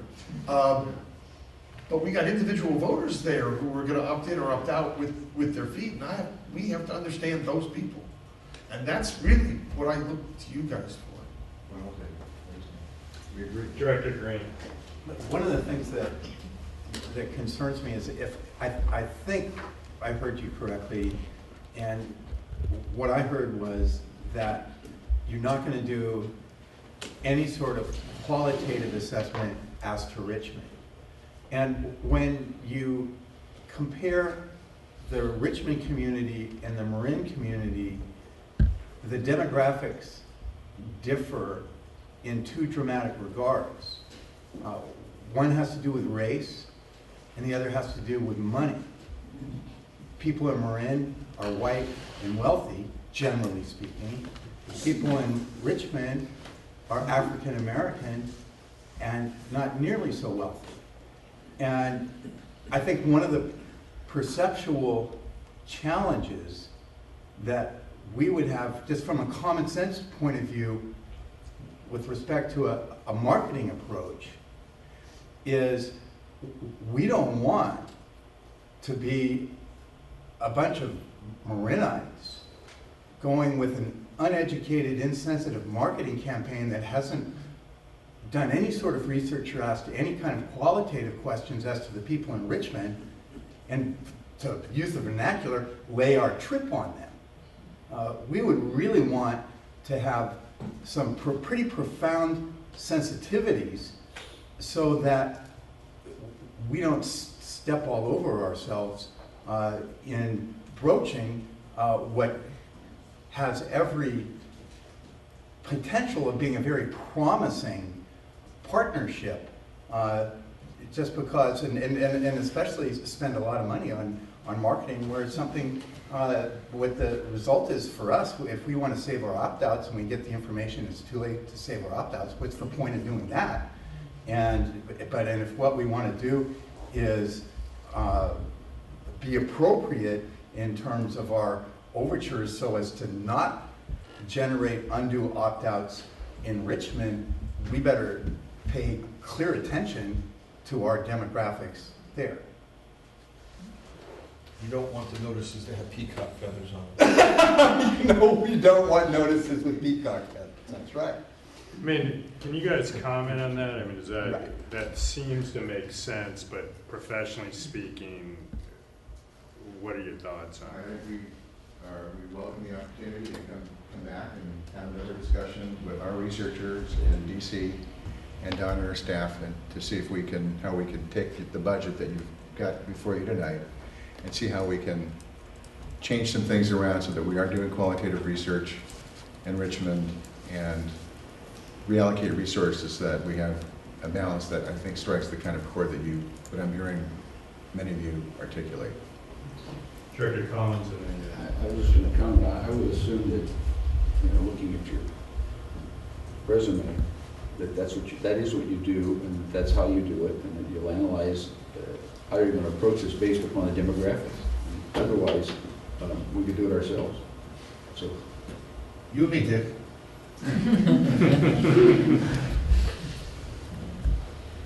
And I also assume that it's not going to be a shotgun. It's going to be phased. You're going to go first where you have the least amount of time, and we need the answer the soonest. You're going to address that and then go to the next phase. I think that's why Don wanted to include a timeline. Yeah.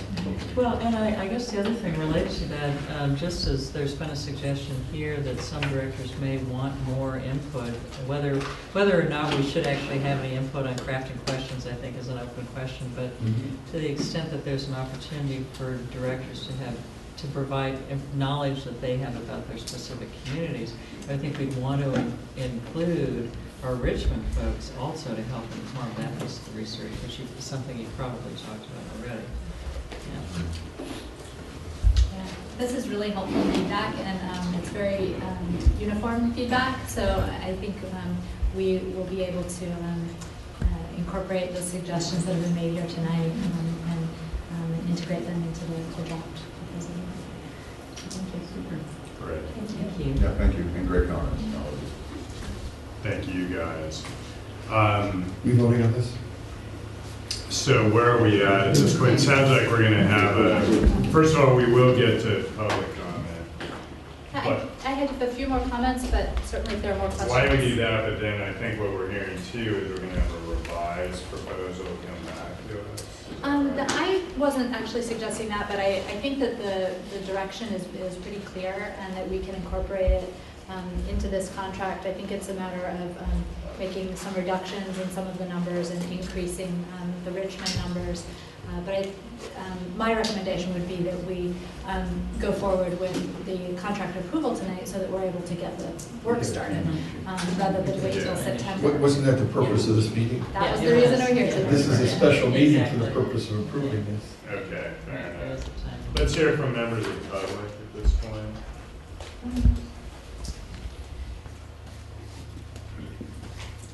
First, very excited, very, very excited and thrilled that we will have the level of expertise and experience that you bring. It's going to make all the difference in terms of how we embrace our customer base and develop that relationship here in Richmond. I just have a question about, there was a comment made about not specifically asking questions about PG&E. I totally get that. But I happened to be watching television the other night, which I very rarely do, and there was the new CEO of PG&E that made the most compelling statement on a commercial. And he said, we're a company who lost our way, and we want to be your energy company, and we want to be the blue guys, or the guys in the blue trucks. And I believe that the PG&E marketing and public relations campaign is going to be a moving target. And I'm hoping that you will be able to inform the research with intelligence about what they're doing and where. And also, if we would be able to gauge at all the developing consumer response to their messaging. which I think is going to be important because they aren't going to stop. So I just thought I'd throw those things out there for consideration. Thank you very much.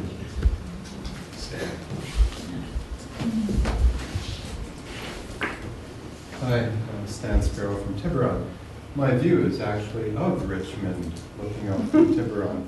And all the time I've seen this big cloud of smoke coming from Chevron. And from my experience of going to the Richmond town meeting there, their big concern is in air quality. You wouldn't believe the pollution there. And we all share the same air, one water, one planet.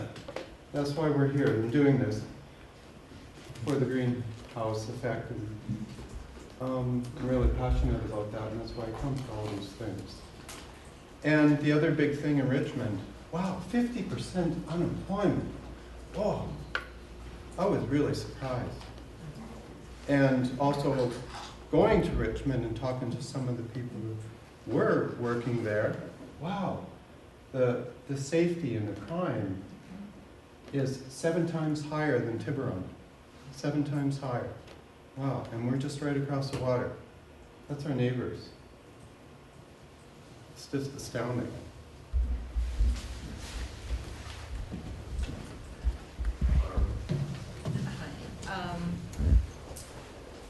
I actually grew up in a family which talked about marketing research a lot. My dad worked for the Nielsen Company, and and I'm very familiar with how it works.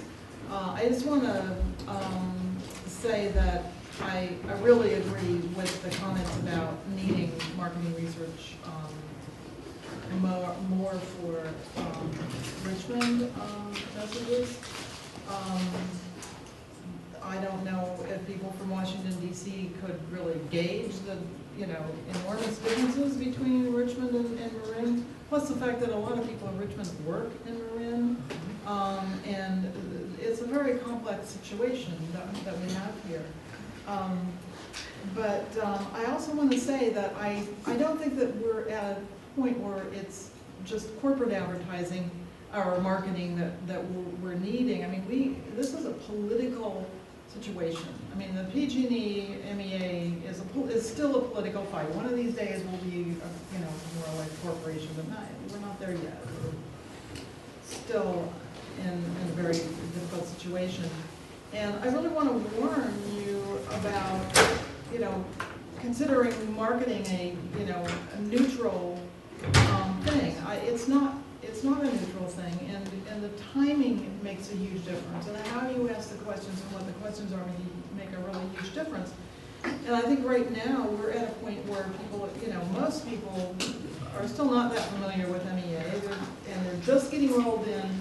There's enormous uncertainty about the rates anyway, because they're all changing. And my understanding is that our rates are going to be a little bit less than PG&E. The difference is a little bit less than it would have been a little while ago.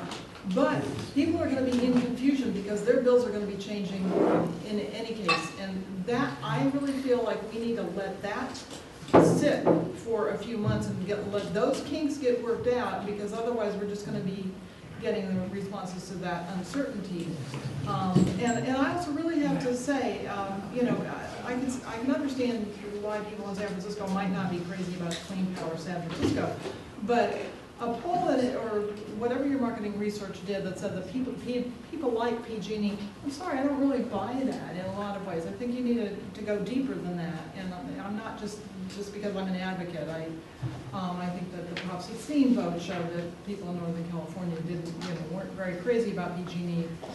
There's also the San Bruno issues, and there's a lot of issues right now with PG&E that that people have. I mean, they might have issues with MEA, but mostly I think that we still have quite low visibility. But don't underestimate the damage that we can cause ourselves by having a poll that says, oh, well, people aren't that crazy about MEA. They really like PG&E. It's like, we're going to pay a lot of money for a poll like that. I really think that would be a terrible mistake at a time like this, because we're very vulnerable right now. PG&E has still got enormous marketing budget. Their energy efficiency, I mean, they're gonna roll out a whole new energy efficiency marketing program. We haven't even seen that yet, and they haven't quite regrouped since Darby left and this new guy came in, but I think that we're gonna see a lot of moves by PG&E. I mean, one of them in the proceeding right now, they are amping up their local government partnerships on energy efficiency. They want to just be everybody's friend. So those kinds of things will be some of what we're up against here in Marin. I mean, in Richmond, it's a really different story, I think, and that I think would be worth getting some information on.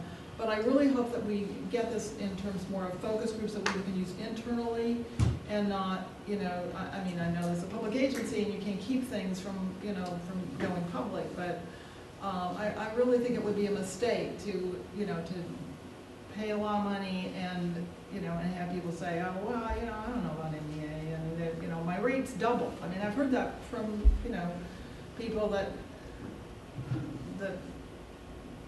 really, are, trying to like MEA, but they think their rate's doubled. I mean, we haven't resolved those problems yet. I mean, these billing errors are continuing. They're continuing for a reason. PG&E wants people to be confused. They want people not to like us. So, the results of this poll or focus groups may just tell us that PG&E's, dirty tricks are being successful. Well, duh. Right. And I think that, we need to put a lot more money into positive advertising, and, it does help to have some, some research on that, but, I'm concerned. I didn't make the executive committee meeting. When I hear that, you're moving forward on August 6th, I mean, it's like, this is a done deal, apparently, so, but I just think that having calls go out this month, I mean, this is when people really don't, they don't know which end is up about MEA. They're just brand new. Doesn't seem quite like the right time. All right, well, thank you, Barbara, for that input. I mean, I think the real objective here is to do the deep dive and get the kind of information you're talking about in a professional way. So, Can I just respond to one point? Yeah. Barbara, one of the reasons why the executive committee felt that it was important to go forward is because we are concerned about the rollout in Richmond, and the rollout's going to occur in the spring, and in order to get the information so that we can be effective, we have to start doing this now. And so that's just the timeline that we're on, and so staff and the executive committee felt it was important to get this going so that we can get a consultant like we found here to be able to get us the information so we can be effective. It's really important that the rollout with Richmond is really effective. Well, I think it's important that the rollout here be effective first, and I think that we're moving on too quickly. I mean, I'm not opposed to, the rollout happening in Richmond, but I don't see a lot of proactive MEA marketing happening here, and I don't know, I haven't seen what the amount is on this contract, but that's really, something that I would like to see a whole lot more going on in Marin, and then, and Richmond is another story, yes. Well, okay, and again, as we started out the conversation with, this effort is directed toward Marin as well. My view is we're at a critical time right now with the increase in customers in Marin. So, Director Collins. Yeah, I've just spent the last year with that marketing and communication task force in Tiburon. We decided that we needed to do something about our downtown and make it better. And we marketed, we solicited, and we got 6 experts that live in our community. These are men that have run, and women that have been CEOs of companies, presidents, owners. They're marketing and communication experts. They really are home run hitters. So I've been with them for a year and learned a great deal about, since I knew nothing about it and still know very little. And the first thing that they did is their research, their homework. Dig deep, deep, deep to get the information. And then, once you have that, then address the marketing strategy and how you communicate it. So it is a process. And it seems to me that the start of the process is knowing, knowing who the other, how many left-handers do they have, how many right-handers do they have, and what does their bench look like. And so I'm really in favor of digging down and getting the information. Another item that in my own experience, I found that Marin Clean Energy's acceptance in my community also cut across political lines, extremely so. And we haven't talked about that tonight, so there's a lot to this onion to be peeled, I think. And we're in the big leagues now. This is a sound business tool, and I'm very much in favor of it. Okay, any further comments or questions? I'm ready to make a motion. Got a motion for approval of the contract. Do you have a second? Pursuant to, based on conversations and some retooling of priorities. Yeah, I'll accept Director I guess we leave that to discretion. Okay, yeah, no, I'm staff. comfortable doing that, but I just want to make sure clear on the motion. I think it's- Absolutely. I mean, it Not as stated in the packet. Right. No, so the motion is for approval with the board of directors' Direction. comments taken into consideration. yes, so the motion will reflect that. And we have a second from Director Wachtel. All in favor? Aye. Yes. Opposed? That So matter moved. carries. Hold right there. Can't you see a Russell? Okay, item 7, power purchase agreement with RE Kansas LLC, Okay, a so, California-based company. California, talk about a naming problem. so this power purchase agreement, this project, I briefed you on at last month's meeting, if you recall. We had it on the agenda for approval then, and then there were some few last minute tweaks that we had to make during negotiations. So we presented that as information only, but we have the PPA finalized, and so tonight we're recommending that you approve the contract. So since I already went through much of this information, I thought I would just tonight briefly recap that and then talk a little bit about what has changed from the PPA that you saw last month. And then to the extent that you have any questions, of course, I'm happy to answer them. So just a little background on this particular project. This is a proposed, it's in development, solar photovoltaic facility located in Central Valley, California. It is a project that will be under contract to one of the investor-owned utilities starting in 2018. The IOU in this case indicated to the developer, which is Recurrent Energy, that they didn't have a need for the power until 2018. Recurrent approached MEA, recognizing that they could develop the project much sooner than that, so they approached MEA to see if MEA would be interested in a short-term power purchase agreement that would kick in from the time that the project's online to the 2018 date when the contract with the investor-owned utility would become effective.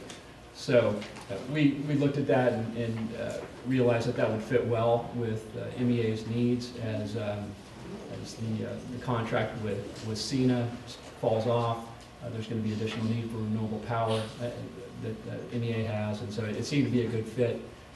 And so we decided to negotiate with Recurrent, and so the PPA for tonight is the fruit of those negotiations. A little bit about Recurrent. They're headquartered in San Francisco, so it's a U.S.-based company. They are an affiliate, or actually a subsidiary of Sharp Corporation, wholly owned subsidiary of Sharp Corporation, and they're actually the global development arm for Sharp's PV business. So Sharp's a real prominent PV module manufacturer. Recurrent develops projects on behalf of Sharp. So in regards to the counterparty, the developer itself, staff is very comfortable with Recurrent. They have a real good track record. They've they've got operational projects in California, either operating or in development of about 150 megawatts. They did the Sunset Reservoir project over in San Francisco. So they're a well-regarded developer. The project itself it's known as RE Kansas. It's located, or it will be located, in the city of Lemoore, which is down in Kings County. It will be a 20 megawatt single axis tracking PV array. The amount of power that it'll produce is roughly just shy of 50,000 megawatt hours annually. So that's enough power to provide the annual needs of about 8,000 of MEA's customers, just from this one project. The contract itself will be for 2 years or perhaps a little bit longer. The way that the contract is structured is that there's a guaranteed commercial operation date of January 1, 2016. So if the project comes online in accordance with that, then the PPA would run for 2 years, 2016 and 2017, and then terminate at the end of 2017. There's an opportunity, if the project is constructed ahead of that, within certain time parameters, that MEA would take the power as soon as January 2015. So it's potentially a 3-year deal, but nominally speaking, it's a 2-year deal.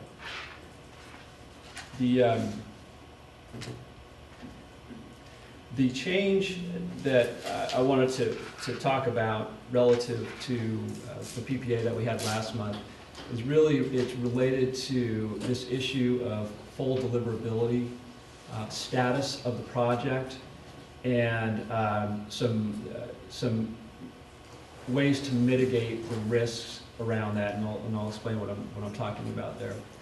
So in order for this project to provide capacity as a product, and which is something that MEA needs to meet capacity requirements, resource adequacy requirements, the CAISO, the California Independent System Operator, has to study the project and essentially verify or determine that the power can be delivered, and if under different conditions on the system. And it's possible. So the CAISO does these deliverability studies, and as a result of those studies, the CAISO could determine that certain transmission system upgrades are necessary, and there would be a price tag associated with that. So with this particular project, the full deliverability study is scheduled to be completed in December of this year. So there's some uncertainty as to what those potential upgrade costs would be. So the way that Recurrent is mitigating that is they've negotiated with us the right to substitute for this project. If the upgrade costs come in greater than expected, they could substitute one of 6 other projects that have been pre-approved by MEA if you confirm this agreement, and that are described in the agreement itself. So that's the provision that was sort of still in play last month, and that we've now come to agreement on. In all likelihood, the project would be RE Kansas, but Recurrent would have an opportunity to declare essentially by June of 2014 that it's one of these 6 other projects. They're all very similar. They're all 20 megawatt, in one case 19 megawatt PV projects in the Central Valley, and all in very similar stages of development. So that's the change. In regards to our recommendation, we do recommend approving this contract. We see it as a very good fit for MEA's portfolio needs. It's a very good price. This actually will be the lowest price California-based renewable contract that MEA has done. It's a very attractive price, and we're very comfortable with the developer and Recurrent. So for all those reasons, we recommend approval. happy to take any questions. Great, thanks, John. Any questions, Director Bragg? If we get kicked to a secondary project, does that affect the time frame, or could we get a longer term? Oh, now, none of the other provisions of the PPA would be impacted by an alternate site. So there's still, it would be the same guaranteed commercial online date, that January 2016 date, that the project would have to be delivering to MEA, and it would be the same term. This is a parallel provision, this alternative site that is in the utility contract. So they're being negotiated essentially in parallel. The both, from what we're hearing from our current utility, is going to execute their agreement with Current tomorrow. John, is there a benefit to MEAs having the right to elect which of the 6 would want to step up? The benefit really is in giving us greater assurance that we'll get the capacity value from the project. Would we want to pick and choose which one? You know, we're pretty well indifferent to the various sites. They, from an operational point of view, these are pretty much the same type of project. Any other questions? Members of the public on this item? Okay, bringing it back to the board. Any further discussion? Ready to make a motion for approval? I'll move to approve. Second. Okay, all in favor? Aye. Good work, John.